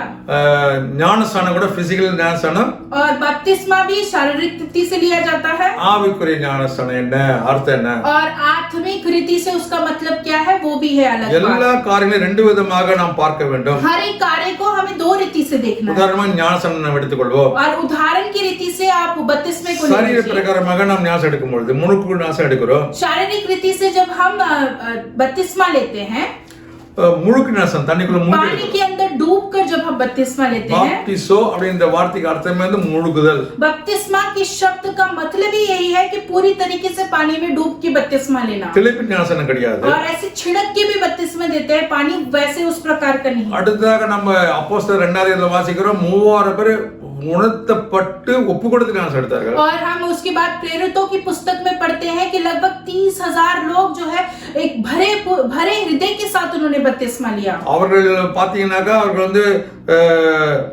என்ன சொல்ல வந்தனாக்கா அவர்கள் உணர்த்தப்பட்டார்கள். அவர்கள் மத்தியில் வந்து சிறுவர்கள் அங்கே இல்லை, அதனால சிறுவர்கள் அந்த குழந்தை ஞானம் கிடையாது. उन्होंने उस कार्य को महसूस किया, उनकी गलतियों को स्वीकारा, उसका अंगीकार किया. इसका मतलब यह है कि वो जब छोटे थे बचपन में ही उनको बपतिस्मा नहीं दिया गया. அது மாத்திரமல்ல ஞானஸ்நானம் எப்பொழுதும் கொடுக்கப்பட்டது. और इसका मतलब यह है कि बपतिस्मा जो है कभी भी नहीं दे सकते. கொடுக்கப்பட்டது दिया गया. ஏன் சொன்னா நாம் பார்க்கிறோம் பவுல் வந்து சிறையில் சமயத்தை பிலிப்பி ஜெயில் அதிகாரிக்கு ஞானஸ்நானம் கொடுத்தார், ராத்திரியில கொடுத்தார். और देखिए किसी भी समय बपतिस्मा दिया जा सकता है. जैसे हम पढ़ते हैं कि पौलुस ने उस बंदी गृह में जेल के अधिकारी को जो है रात के समय में बपतिस्मा दिया. அப்போஸ்தலர் 8 அதிகாரத்துல வாசிக்கிறோம் அந்த எத்தியோப்பியா மந்தைக்கு போகும்போது ஒரு குளத்துல ஞானம் और கொடுக்கப்பட்டது. प्रेरितों के काम में ही हम पढ़ते हैं कि इथियोपिया का जो मंत्री आया था उसे फिलिपुस ने जो है दोपहर के समय में ऐसे एक कुंड में उसको बपतिस्मा दिया। அப்போஸ்தலர் 2 அதிகாரத்துல 9 மணிக்கு அவர்கள் 9 மணிக்கு மேல அபிஷேகம் பெற்றார்கள். எல்லாரும் பாத்தீங்கன்னாக்கா அவங்க பக்கத்துல இருக்க பெதஸ்தா குளத்துல 3000 பேர் ஞானம் எடுத்திருக்கலாம். और उसी प्रेरितों की पुस्तक में हम पढ़ते हैं कि शाम को जो है कुछ लोगों ने सुबह के 9 समय लोगों ने पवित्र आत्मा को ग्रहण किया और फिर उन लोगों को बेथेस्दा के किनारे ले जाके वहां पे बपतिस्मा दिया गया பெதஸ்தா குளத்துல उस बेथेस्दा के कुंड में। ஹalleluya हालेलुया। அப்புறம் பார்க்கணும் பிலிப்பு அப்போஸ்தலர் 16 அதிகாரத்துல ஆற்றங்கரை ஓரமாக पौल पर जब मन को और फिर हम आगे देखते हैं कि पौलुस जो है प्रेरितों के काम में जो है एक नदी के किनारे वो प्रार्थना कर रहे थे। लिदियाल पट्टु पड़ विक्र लिदियाल அவன் கேட்டுக்கொண்டிருந்தால் அவருடைய இதயத்தை கர்த்தர் திறந்தார் சொல்றார். और वहां पे लिखा है कि लिदिया जो कपड़ों का व्यापार करती थी उसके हृदय को परमेश्वर ने खोला और उसने विनती करी वहां पे। அவளும் அவங்க வீட்டாரும் ஞானஸ்நானம் பெற்றுக்கொண்டார். और वहां पे पौलुस के द्वारा जो है वो और उसका घराना सब लोगों ने मिलकर बपतिस्मा लिया। எங்க போய் பெற்றுக்கொண்டாங்க? और उन्होंने कहां पे बपतिस्मा लिया? टैंकला தேடவே இல்லை, பாப்டிஸ்ட் டேங்கला वो बैप्टिज्म टैंक ढूंढ के नहीं गए कहीं, नदी के पकते இருக்கிற और नदी के पास ही कुंड के पास ही उन्होंने बपतिस्मा लिया। हालेलुया। हालेलुया। கர்த்தருக்கு ஸ்தோத்திரம். நான் கூட ஓக்லா நதியில முதல் ஞானஸ்நானம் கொடுத்தேன். और प्रभु का धन्यवाद हो, मैंने भी दिल्ली में जो पहला बपतिस्मा दिया था वो ओखला के उस कुंड के पास ही दिया था। हालेलुया। हालेलुया। ஓக்லா நதியில ओखला की नदी में, அப்புறம் யமுனா நதியில கூட ஞானஸ்நானம் கொடுத்தேன். और यमुना नदी में भी मैंने बपतिस्मा दिया है। கர்த்தருக்கு ஸ்தோத்திரம். प्रभु का धन्यवाद हो। இந்த ஞானஸ்நானம் எங்க ஒண்ணா கொடுக்கலாம், எப்போ ஒண்ணா கொடுக்கலாம். ये बपतिस्मा हम कहीं भी दे सकते हैं, कभी भी दे सकते हैं। हालेलुया। हालेलुया। இது நம்ம பார்க்கிறது ஆவிக்குரிய இது பிசிக்கலா பார்க்கிறோம். इन कार्यों को हम शारीरिक रीति से देखते हैं। பட் இந்த ஞானஸ்நானம் ஆவிக்குரிய காரியம் என்ன? इस बपतिस्मे से आत्मिक कार्य जो होता है वो क्या है? அதுதான் ரோமர் 6 அதிகாரத்துல வாசிக்கிறோம். वही हम रोमियो की पुस्तक अध्याय 6 में पढ़ते हैं। ரோமர் 6 அதிகாரம் சொல்லப்பட்டிருக்குது. रोमियो की पुस्तक अध्याय 6 பவுல் சில காரியத்தை சொல்லி கொண்டு சொல்றார். और यहाँ पे पौलुस कुछ कार्यों को बताते हैं। சொல்றாரு. वचन 3 में कहते हैं, இரண்டாம் வசனத்துல வாசிக்கிறோம். 1-2ல வாசிக்கிறேன். 1 और 2 में पढ़ता हूं। ஆகையால் என்ன சொல்லுவோம்? கிருபை பெருகும்படிக்கு பாவத்தில் நிலைநிற்கலாம் என்று சொல்லுவோமா? கூடாதே. பாவத்துக்கு மறித்த நாம் இனி அதிலே எப்படி பிழைப்போம்? तो हम क्या कहें? क्या हम पाप करते रहे कि अनुग्रह बहुत हो? कदापि नहीं। हम जब पाप के लिए मर गए तो फिर आगे को उसमें कैसे जीवन बिताएंगे? ஆகினாலே சொல்லப்பட்டது 4 வசனத்திலே, மேலும் பிதாவின் மகிமையினாலே கிறிஸ்து மரித்தோரிலிருந்து எழுப்பப்பட்டது போல நாமும் புதிதான ஜீவனுள்ள நடந்து கொள்ளும்படிக்கு அவருடைய மரணத்துக்கு உள்ளாக ஞானஸ்நானத்தினாலே கிறிஸ்துவுடன் கூட அடக்கம் பண்ணப்பட்டோம். और इसीलिए वचन 4 कहता है, अतः उस मृत्यु का बपतिस्मा पाने से हम उसके साथ गाड़े गए, ताकि जैसे मसीह पिता की महिमा के द्वारा मरे हुओं में से जिलाया गया, वैसे ही हम भी नए जीवन की सी चाल चले। அவருடைய மரணத்துக்குள்ளாக ஞானஸ்நானத்தால கிறிஸ்துவோட கூட அடக்கம் பண்ணப்பட்டோம். நம்ம அங்க இல்லவே இல்ல. यहाँ पे लिखा है कि उसकी मृत्यु से हम जीवित ही नहीं है, बल्कि मसीह के साथ मृत्यु में दफनाए गए हैं। இயேசு கிறிஸ்து அடக்கம் பண்ணப்பட்ட சமயத்துல நம்ம அங்க இல்லவே இல்ல, நம்ம உயிரோட இல்லவே இல்ல. जब यीशु मसीह को दफनाया गया था उस समय तो हम जीवित भी नहीं थे, वहां थे भी नहीं। அடுத்த வசனம் சொல்லுது, अगला वचन कहता है, 8ஆம் வசனம் 6 இனி நாம் பாவத்துக்கு ஊழியம் செய்யாதபடிக்கு பாவ சரீரம் ஒழிந்து போகும் பொருட்டாக நம்முடைய பழைய மனுஷன் அவரோடு கூட सिलुवेल அறியப்பட்டது என்று அறிந்திருக்கிறோம். और यहाँ पे हम देखते हैं कि हम जानते हैं कि हमारा पुराना मनुष्यत्व उसके साथ क्रूस पर चढ़ाया गया, ताकि पाप का शरीर व्यर्थ हो जाए और हम आगे को पाप के दासत्व में न रहे। என்னுடைய பழைய மனுஷன், मेरा पुराना मनुष्य, உன்னுடைய பழைய மனுஷன், आपका पुराना मनुष्य, இயேசு கிறிஸ்து சிலுவையில் அறியப்பட்ட சமயம் அறியப்பட்டானா? जब यीशु मसीह क्रूस पे चढ़ाए गए उसके साथ उसे भी चढ़ाया गया है। அதுதான் ஆவிக்குரிய விதமாக ஞானஸ்நானம் அர்த்தம்। और आत्मिक रीति से बपतिस्मे का वही मतलब நம்ம है। தண்ணிக்குள்ள இறங்கி மரித்தவர்கள் போல அடக்கம் பண்ணப்பட்டு மறுபடியும் உயிர் எழுந்தவர்கள் போல காட்டப்படுது। हम पृथ्वी में जो है जैसे पानी में उतरते हैं उसी प्रकार मृत्यु में हम जाते हैं और बाहर निकल आते हैं। हालेलुया। हालेलुया। ஆகினாலே எல்லா காரியத்துக்கும் நம்ம வேதத்துல வாசிக்கிறோம், ரெண்டு விதமான அர்த்தங்கள் உண்டு. इसीलिए हम बाइबल में पढ़ते हैं कि हर एक कार्य का दो तरीके का मतलब होता है। அதே போல இங்க வாசிக்கும் பொழுது पर जब आगे हम यहाँ पे पढ़ते ஆதாமை हैं, குறித்து சொல்லப்பட்டிருக்கிறது, आदम के विषय में कहा गया है ஆதாமுக்குள்ள நாம் மரிக்கிறோமா। कि आदम के अंदर भी हमारी मृत्यु होती है। அல்லேலூயா, हालेलुया। பாருங்க ஆதாமுடைய காரியம் என்ன லேசான காரியம் கிடையாது। देखिए आदम के विषय का जो कार्य है वो बिल्कुल साधारण सरल कार्य नहीं है। ரெண்டு குடும்பம் ஆண்டவர் பார்க்கறாரு। परमेश्वर की नजर में यहाँ पे दो परिवार है।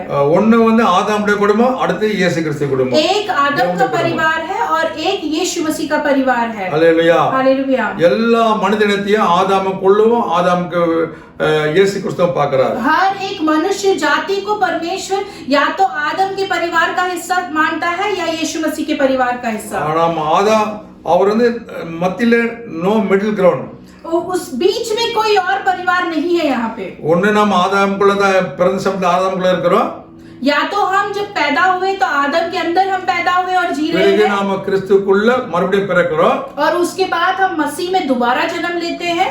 அப்படி நாம் பிறக்காவிட்டால் பரலோகத்துக்கு போக முடியாது। यदि हम मसीह में दोबारा जन्म ना ले तो हम स्वर्ग में प्रवेश नहीं कर पाएंगे। அதனால பைபிள் சொல்லப்பட்டிருக்குது, इसीलिए बाइबल में लिखा है நாம் ஆதாமுக்குள்ள மரிக்கிறோம்। हम आदम के अंदर मृत्यु को ग्रहण करते हैं। 1 கொரிந்தியர் 15:22 पहला कुरिन्थियों अध्याय 15 और वचन 22 आप देखिए।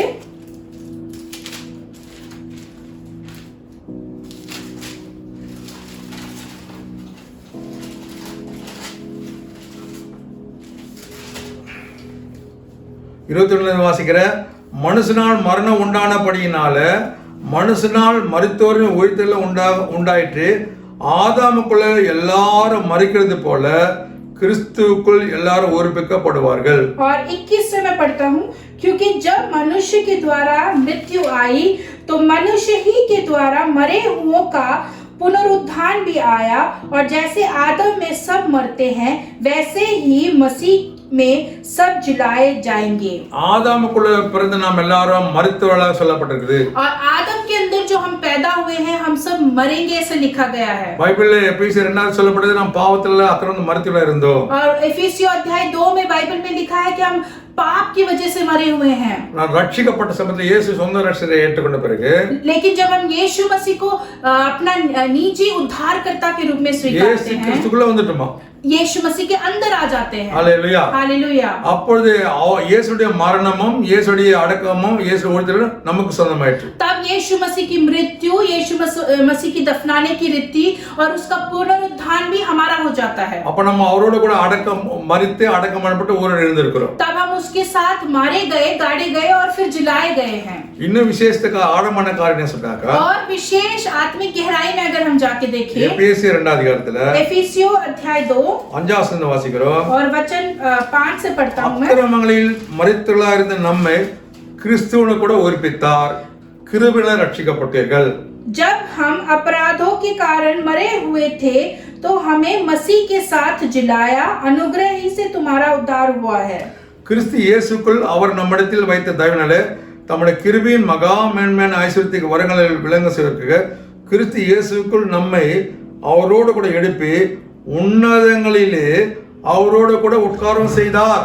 और यहाँ पे वचन 6 में लिखा है, और मसीह यीशु में उसके साथ उठाया और स्वर्गीय स्थानों में उसके साथ बैठाया, कि वह अपने उस कृपा से जो मसीह यीशु में हम पर है आने वाले समयों में अपने अनुग्रह का असीम दान दिखाए। இயேசு கிறிஸ்துக்குள் நம்மை அவரோட இயேசுவோட எழுப்பி உன்னதங்களிலே அவரோட கூட உட்கார வைத்த காரியம் சிறிய காரியமா பெரிய காரியம்। देखिए यीशु मसीह के अंदर मृत्यु में प्रवेश कर जिलाना और ऊंचे स्थानों में बिठाना, ये क्या कोई साधारण काम है? ये असाधारण काम है।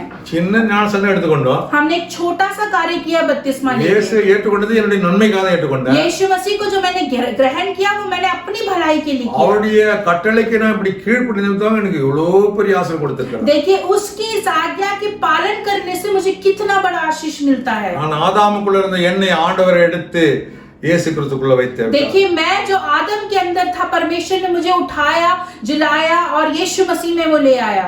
அது மாத்திரமல்லாமல் இயேசுவோட கூட அவர் வந்து கூட உட்கார வைத்து உன்னதங்களை உட்கார வைத்திருக்கிறார். और यहाँ पे लिखा है कि यीशु मसीह के साथ उसने स्वर्गीय स्थानों पे मुझे बिठाया है.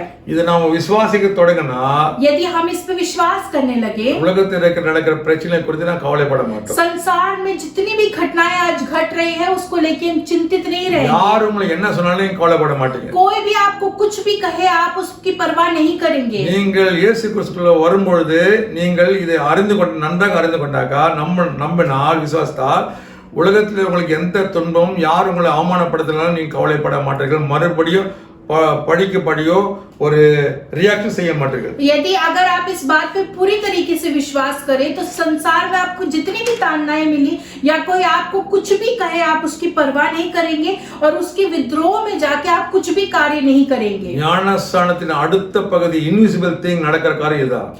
बत्तीसवें का जो अदृश्य कार्य जो होता है 32वें की बात वो यही है. शरीर பிரகாரமாக ஒரு நிமிஷம் நம்ம ஞானம் எடுத்தோம். शारीरिक रीति से हमने सिर्फ एक क्षण में बत्तीसवा लिया. ஆண்டவர் பெரிய காரியம் செய்திருக்கிறார். लेकिन परमेश्वर ने बड़ा कार्य किया. நமக்காக வானம் திறக்கப்பட்டிருக்கிறது. हमारे लिए स्वर्ग खुल गया. நம்ம மேல பரிசுத்த வந்து இறங்கி இருக்கிறார். हमारे ऊपर पवित्र आत्मा उतर गया. பேரு ஜீவத்தில் எழுதப்பட்டிருக்கு. और हमारा नाम जीवन की पुस्तक में लिखा गया. நாம் இயேசு கூட இப்ப உட்கார்ந்து இருக்கிறோம். आज हम यीशु मसीह के साथ बैठे हैं. उन्नतங்களில் உட்கார்ந்து இருக்கிறோம். हम ऊंचे स्वर्गीय स्थानों में बैठे हैं. Hallelujah. Hallelujah. What a great God has done great thing for you, for a small thing you have done. और कैसे बड़े महान परमेश्वर ने हमारे लिए उस छोटे कार्य के लाभ के स्वरूप इतना बड़ा आशीष दे दिया. அதனால நம்ம பழைய வாழ்க்கையை ஆண்டவர் ஆதாமுக்கு ஒப்புடுகிறார். देखिए हमारा जो पुराना जीवन है परमेश्वर उसे आदम की नजर से देखता है.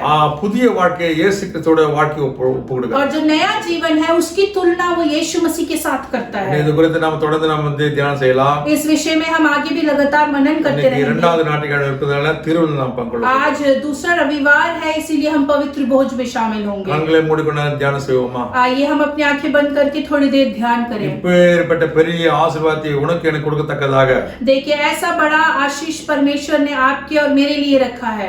அன்றைக்கு இயேசு கிறிஸ்து சிலுவையை ஏற்றுக்கொண்டார். उस समय यीशु मसीह ने क्रूस हमारे लिए उठाया. கெத்செமனே தோட்டத்திலிருந்து அவருடைய துக்கத்தை பார்க்கிறோம். हम यीशु मसीह के दुख को गत्सेमने के उस बाग से उस यात्रा में देखते हैं. சிலுவையின் துக்கம் கெத்செமனே தோட்டத்தில் தொடங்கியது. उस क्रूस का जो दुख है वो उस गत्सेमने के बाग से शुरू हुआ. வியாகுலப்பட்டு ஜெபித்தார். उसने व्याकुलता के साथ प्रार्थना की. வேர்வை ரத்த துளியாக விழுந்தது. उसका जो पसीना था वो भी लहू के स्वभाव में बहने சீசர்களே लगा. பாஸ்டர் சொன்னார் என்னோட கூட ஒரு மனமரம் நீ ஜெபிக்க முடியாதான்னு கேட்டார். और परमेश्वर ने अपने चेलों से विनती करी कि क्या तुम मेरे साथ एक मन होकर प्रार्थना नहीं कर सकते. கெத்செமனே தோட்டத்தில் சீசர்கள் கொண்டு போய் ஜெபிக்க ஆரம்பித்தார். और जब वो गत्सेमने के बाग में अपने चेलों के साथ गया और प्रार्थना करने लगा தனியாக யாக்கோபு யோவானையும் அந்திரியா கொண்டு போய் கூட ஜெபித்தார். और वो अकेले याकूब यूहन्ना और अंद्रिया को साथ ले गया और उसने प्रार्थना அவங்க की. ஜெபத்தை உதவி செய்ய தூங்கி விட்டார்கள். वो लोग उसकी सहायता प्रार्थना में नहीं कर पाए और वो இயேசு गहरी नींद में सो கிறிஸ்து गए. உனக்கு எனக்கு சிலுவையிலே பாடுபட்டது தனியாக தான். यीशु मसीह ने हमारे और आपके लिए सबके लिए जो है उस क्रूस की वेदना को अकेले அந்த झेला. ராத்திரில இயேசு கிறிஸ்து கைது செய்யப்பட்டார்.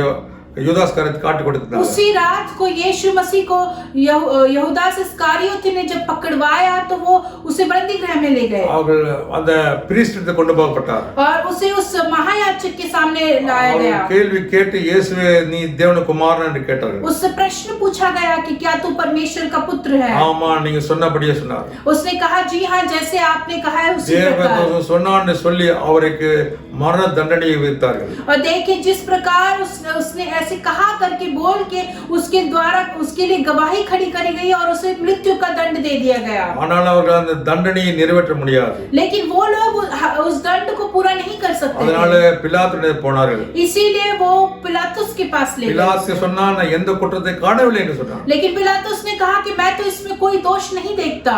நான் இவர் நீதிமானா இருக்கிறார். मैं इसे धर्मी पाता हूँ. உங்களுடைய பண்டிகையில ஒரு ஆள் நான் விடுதலை செய்ய வழக்கமா இருக்குது இயேசு விடுதலை செய்யட்டுமான்னு கேட்டார். इस फासा के पर्व में एक गुनहगार को छोड़ना एक रीति है तो क्या मैं उसके बदले में यीशु मसीह को छोड़ दूं ऐसे. எல்லாரும் சொன்னாங்க இல்ல இல்ல பரபாஸ் விடுதலை செய்யுங்க இயேசு சிலுவையில் அறையும்னு சொல்லிவிட்டார். लेकिन लोगों ने कहा कि बरबास को छोड़ दो यीशु मसीह को क्रूस पे चढ़ाओ. கடைசி நேரத்துல கூட ஆண்டு நன்மை செய்கிறதா இருந்தாரு. अंतिम चरण में भी यीशु मसीह भलाई ही कर रहा था. அங்க பாருங்க கடைசி நேரத்துல அவருடைய தண்டனை கூட ஒரு ஒரு பரபாஸ் கொலைகாரனுக்கு விடுதலை கொடுத்தது. और देखिए उसका यीशु मसीह को जो दंड दिया गया उसके लाभ में एक गुनहगार जो बरबास था उसको छुटकारा मिल गया, आजादी मिल गई। அப்போஸ்தலர் 10:32 சொல்கிறது இயேசு கிறிஸ்து நன்மை செய்தவராய் சுற்றித் திரிந்தார். और प्रेरितों के काम में इस प्रकार लिखा है कि यीशु मसीह भलाई करता रहा और फिरता रहा। இன்னைக்கு உனக்குள்ள இருந்து நன்மை செய்து கொண்டிருக்கிறார். और वो आज आपके अंदर से उस भलाई को करता உனக்கு है। நன்மை செய்து மாத்திரமல்ல உன் மூலம் மற்றவர்களுக்கு நன்மை செய்து கொண்டிருக்கிறார். केवल आपके लिए ही भलाई नहीं करता बल्कि आपके द्वारा वो दूसरों के लिए भी भलाई உன்னுடைய करता है। ஜெபத்தின் மூலமாக, आपकी प्रार्थनाओं के உன்னுடைய द्वारा, உபவாசத்தின் மூலமாக, आपके उपवासों के द्वारा, உன்னுடைய வேத வாசிப்பின் மூலமாக, आपकी बाइबल पढ़ने की वजह இயேசு से, குறித்து சொல்ற சாட்சியின் மூலமாக आप जो यीशु मसीह के विषय में गवाही देते हैं ஆண்டவர் उसके நன்மை செய்து द्वारा, கொண்டிருக்கிறார் மற்றவர்களுக்கு. परमेश्वर आपके द्वारा दूसरों के लिए भलाई நீங்கள் करता है। ஆசீர்வதிக்கப்பட்டவர்கள், आप आशीषित लोग हैं, இயேசுவோடு இணைக்கப்பட்டவர்கள். आप यीशु के साथ जुड़े हुए हैं। இயேசுவுடைய காரியங்களை அவர் இல்லாத நேரத்திலே இப்பொழுது நீங்க செய்து கொண்டிருக்கீங்க. यीशु मसीह के कार्य को जब आप यीशु मसीह नहीं है आप उस स्थान में कर रहे हैं। அவர் பரலோகத்தில் இருக்கிறார். वो स्वर्ग में है। அவர் சரீரமாக நாம் उसका जो शरीर का अंग है அந்த हम காரிய நன்மையான காரியம் செய்து கொண்டிருக்கிறோம். ஸ்தோத்திரம். उसके लिए वो भलाई का काम कर रहे हैं। ஹல்லேலூயா. हालेलुया। அவரை பிலாத்து ஒன்று செய்ய முடியாத நிமித்தமாக சிலுவையில் அறைமுகம் கொடுத்தார். और पिलातुस वहां पे कुछ न कर सका बचाने के लिए, इसीलिए उसने यीशु मसीह को क्रूस பாரமான पे चढ़ा சிலுவையை दिया। சுமந்து கொண்டு இயேசு கிறிஸ்து கொல்கொதா மலைக்கு ஏறினார். उस बोझ से दबे हुए क्रूस को यीशु मसीह उठाकर कोलकाता के पहाड़ पे चढ़ता गया। கொல்கொதா மலையிலே கல்லுகள் மத்தியிலே குற்றவாளிகளாக ஒருவராக நடுமத்திலே அவர் उस அறியப்பட்டார். कोलकाता के पर्वत पे उसे दो गुनहगारों के बीच में गुनहगार मानकर चढ़ा दिया गया। கைகள் ஆணி கால்கள் ஆணி, उसके हाथ और पैर में कील ठोके தலையிலே गए, முள்ளிக்கிடும், उसके सिर पे कांटों का ताज रखा गया, ரத்தத்தெல்லாம் சிந்தினார். उसने अपने शरीर का सारा लहू बहा दिया। தாகத்தால் என் தேவனே ஏன் கைவிட்டே எனக்கு தாகம் இருக்கு கூட சொன்னார். और प्यास से वो चिल्लाने भी लगा वहां पे कि हे परमेश्वर तूने मुझे क्यों त्याग दिया, मुझे प्यास लग रही है। அவருக்கு தண்ணியும் கொடுக்கப்படவில்லை, தேவனும் பதில் கொடுக்கவில்லை. उसको उस प्यास के लिए उसको पानी भी नहीं दिया गया और परमेश्वर से उसके लिए जवाब भी नहीं आया। கடைசியிலே தன்னுடைய ஜீவன் நமக்காக கொடுத்தார். अंत में उसने अपने जीवन को हमारे लिए सौंप மரித்து दिया। அடக்கம் பண்ணப்பட்டு உயிரோடு எழுந்தார். मृत्यु के पश्चात उसे दफनाया गया। நீ உயிரோடு எழுந்து இயேசு தான் உனக்கு என்னுடைய ரட்சகராக இருக்கிறார். लेकिन आज जो मृत्यु में से जी उठा यीशु मसीह ही आपके और मेरे लिए उद्धारकर्ता के रूप அவர் में है। சொன்னதுதான், उसी ने इस बात को कहा, மரண நான் மறுபடியும் வர வரைக்கும் மரணத்தை தெரிவிக்கும்படியாக இந்த ரா போஜனத்தை பங்கெடுக்க சொன்னார். मेरे दोबारा आगमन तक मैं इस पवित्र भोज को मेरे याद के स्वरूप में मुझे याद करते हुए मनाओ। அவன் இயேசு கிறிஸ்து அந்த காட்டு கொடுக்கப்பட்ட ராத்திரிலே அப்பத்திலே சொன்னார், இது என்னுடைய சரீரம் சொன்னார். பிக்கப்படைய சரீரம், broken body. इसीलिए जिस रात को यीशु मसीह को पकड़वाया गया उसने रोटी को उठाकर तोड़ के कहा कि मेरे लिए तोड़े जाने वाला तुम्हारा शरीर है। இதே போல பாத்திரத்திலே சொன்னார், இது அனைவருடைய பாவ மன்னிப்புக்காக சிந்தப்படுகிற என்னுடைய புதிய உடன்படிக்கை ரத்தமா இருக்கு சொன்னார். उसी प्रकार उसने उस पात्र को उठाया और उस दाख रस को कहा कि ये तुम्हारे लिए बहाए जाने वाला मेरा लहू है, उसने ऐसे दर्शाया। ஆயத்தமா இருந்து இந்த அப்பத்தை எடுத்துக்கொள்ளுங்க, இந்த கப்பையும் எடுத்துக்கொள்ளுங்க. आप भी तैयार होकर उस पात्र को अपने हाथ में ले लीजिए और उस रोटी को अपने हाथ में ले लीजिए। இயேசுக்கு சரீரம், உங்களுக்கு உடைக்கப்பட்ட சரீரம். ये यीशु मसीह का शरीर है जो आपके लिए तोड़ा गया है। உங்களுக்கு சிந்தப்பட்ட இயேசுக்கு ரத்தம். ये आपके लिए बहाया गया यीशु मसीह का लहू है। நன்றி சொல்லி இதில் பங்குள்ளுவோம். इसे आप धन्यवाद के साथ ग्रहण करें। இது இயேசுவின் சரீரம், ये यीशु का शरीर है आपके लिए। இயேசுக்கு ரத்தம், இயேசு கிறிஸ்துவின் சரீரம், இயேசு கிறிஸ்துவின் ரத்தம். ஹல்லேலூயா. ஆண்டவர் இயேசுவே உம்முடைய சரீரங்களுக்கு கொடுக்கப்பட்ட ஸ்தோத்திரம். प्रभु यीशु मसीह आपका शरीर हमारे लिए दिया गया, धन्यवाद। ரத்தங்களுக்கு சிந்தப்பட்ட ஸ்தோத்திரம். आपका लहू हमारे लिए बहाया गया, धन्यवाद। நன்றி ஆண்டவரே, நன்றி ஆண்டவரே. आपका धन्यवाद प्रभु जी, आपका இயேசு धन्यवाद। கிறிஸ்து நாமத்தில் பிதாவே. यीशु मसीह के नाम से நம்ம சாப்பிடுவோம். हम इसे ग्रहण करें।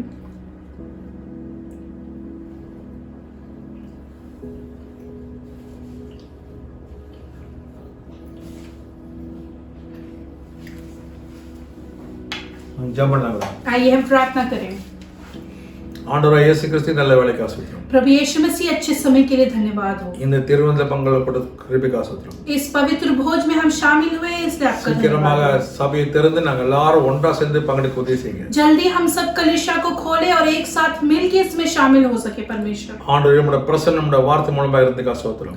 आपकी उपस्थिति आपके शब्दों के द्वारा बनी रही इसीलिए धन्यवाद परमेश्वर। நாங்கள் ஆதாமுக்கு பிறந்திருந்தாலும் கீழ்ப்படியாம இருந்தாலும் உமக்கு ரெபெலியன் இருந்தாலும் நீர் எங்களை தேடி வந்து ரட்சித்தீர்க்கா ஸ்தோத்திரம். परमेश्वर हम आदम के द्वारा जन्मे, आपकी बात का हमने पालन नहीं किया प्रभु जी, फिर भी आप हमें ढूंढते हुए आए इसीलिए आपका धन्यवाद।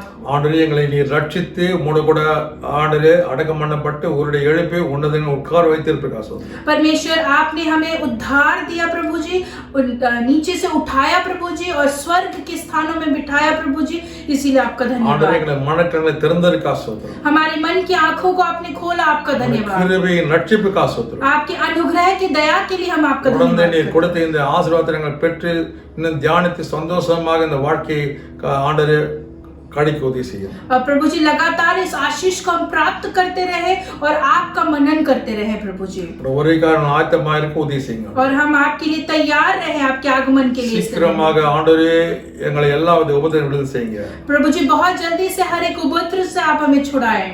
ஆண்டவரே எங்கள் சபை கத்தாவே மெம்பர்ஸ்ல கத்தாவே ஜேம்ஸ் மனைவி கூட கர்த்தருக்குள்ள மறித்திருக்கிறார்கள், உம்முடைய சமூகத்திற்காக அந்த குடும்பத்தாருக்கு ஆறுதல் தாங்க. प्रभु जी हमारे कलीसिया में भाई जेम्स की पत्नी का प्रभु जी निधन हो गया है, हम प्रार्थना करते हैं कि उस शोकित परिवार को आप आशीषित करें। அதே போல மேரி கோபி சகோதரி மரித்து உம்முடைய சமூகத்திற்கார்கள் அவருடைய குடும்பத்தாருக்கு ஆறுதல் பண்ணுங்க. उसी प्रकार बहन गोपी मेरी जो है जिनका निधन हो गया है प्रभु जी, उनकी परिवार को भी आप शांति प्रदान करें। தொடர்ந்து உம்முடைய பிரசன்னங்கள் மத்தியில் இருக்க முடியாது. लगातार आपकी उपस्थिति हमारे साथ बनी நாங்கள் रहे। வேலைக்கு போகும்போது வரும்போது எல்லாத்தையும் பாதுகாத்துக் கொள்ளுங்க. हम जब नौकरी के लिए आए जाए प्रभु जी, आपकी उपस्थिति हमारे உங்கள் साथ बनी। பிள்ளைகளை ஆசீர்வதிங்க. हमारे बच्चों को आप आशीषित அவங்க करें। எல்லாரும் ரத்தத்துக்குள்ள ஒப்படைக்கிறோம். उन सबको आपकी लहू के बारे में सौंपते हैं। நீங்க தான் அவங்களை ஆசீர்வதித்து பாதுகாத்து நீர் ஆசீர்வதிக்க வேண்டும். लगातार आप उन्हें आशीषित करें और उन्हें संभाल के रखें। எங்களுடைய எல்லா ஜெபத்தை கேட்டு हमारी सारी प्रार्थनाओं को आपने सुना, உதவி செய்ய முடியாது ஜெபிக்கிறோம். हमारी सहायता करे இந்த परमेश्वर। எல்லா ஜெபங்களும் இயேசு ரட்சகர் நாமத்தில் வேண்டுகிறோம்.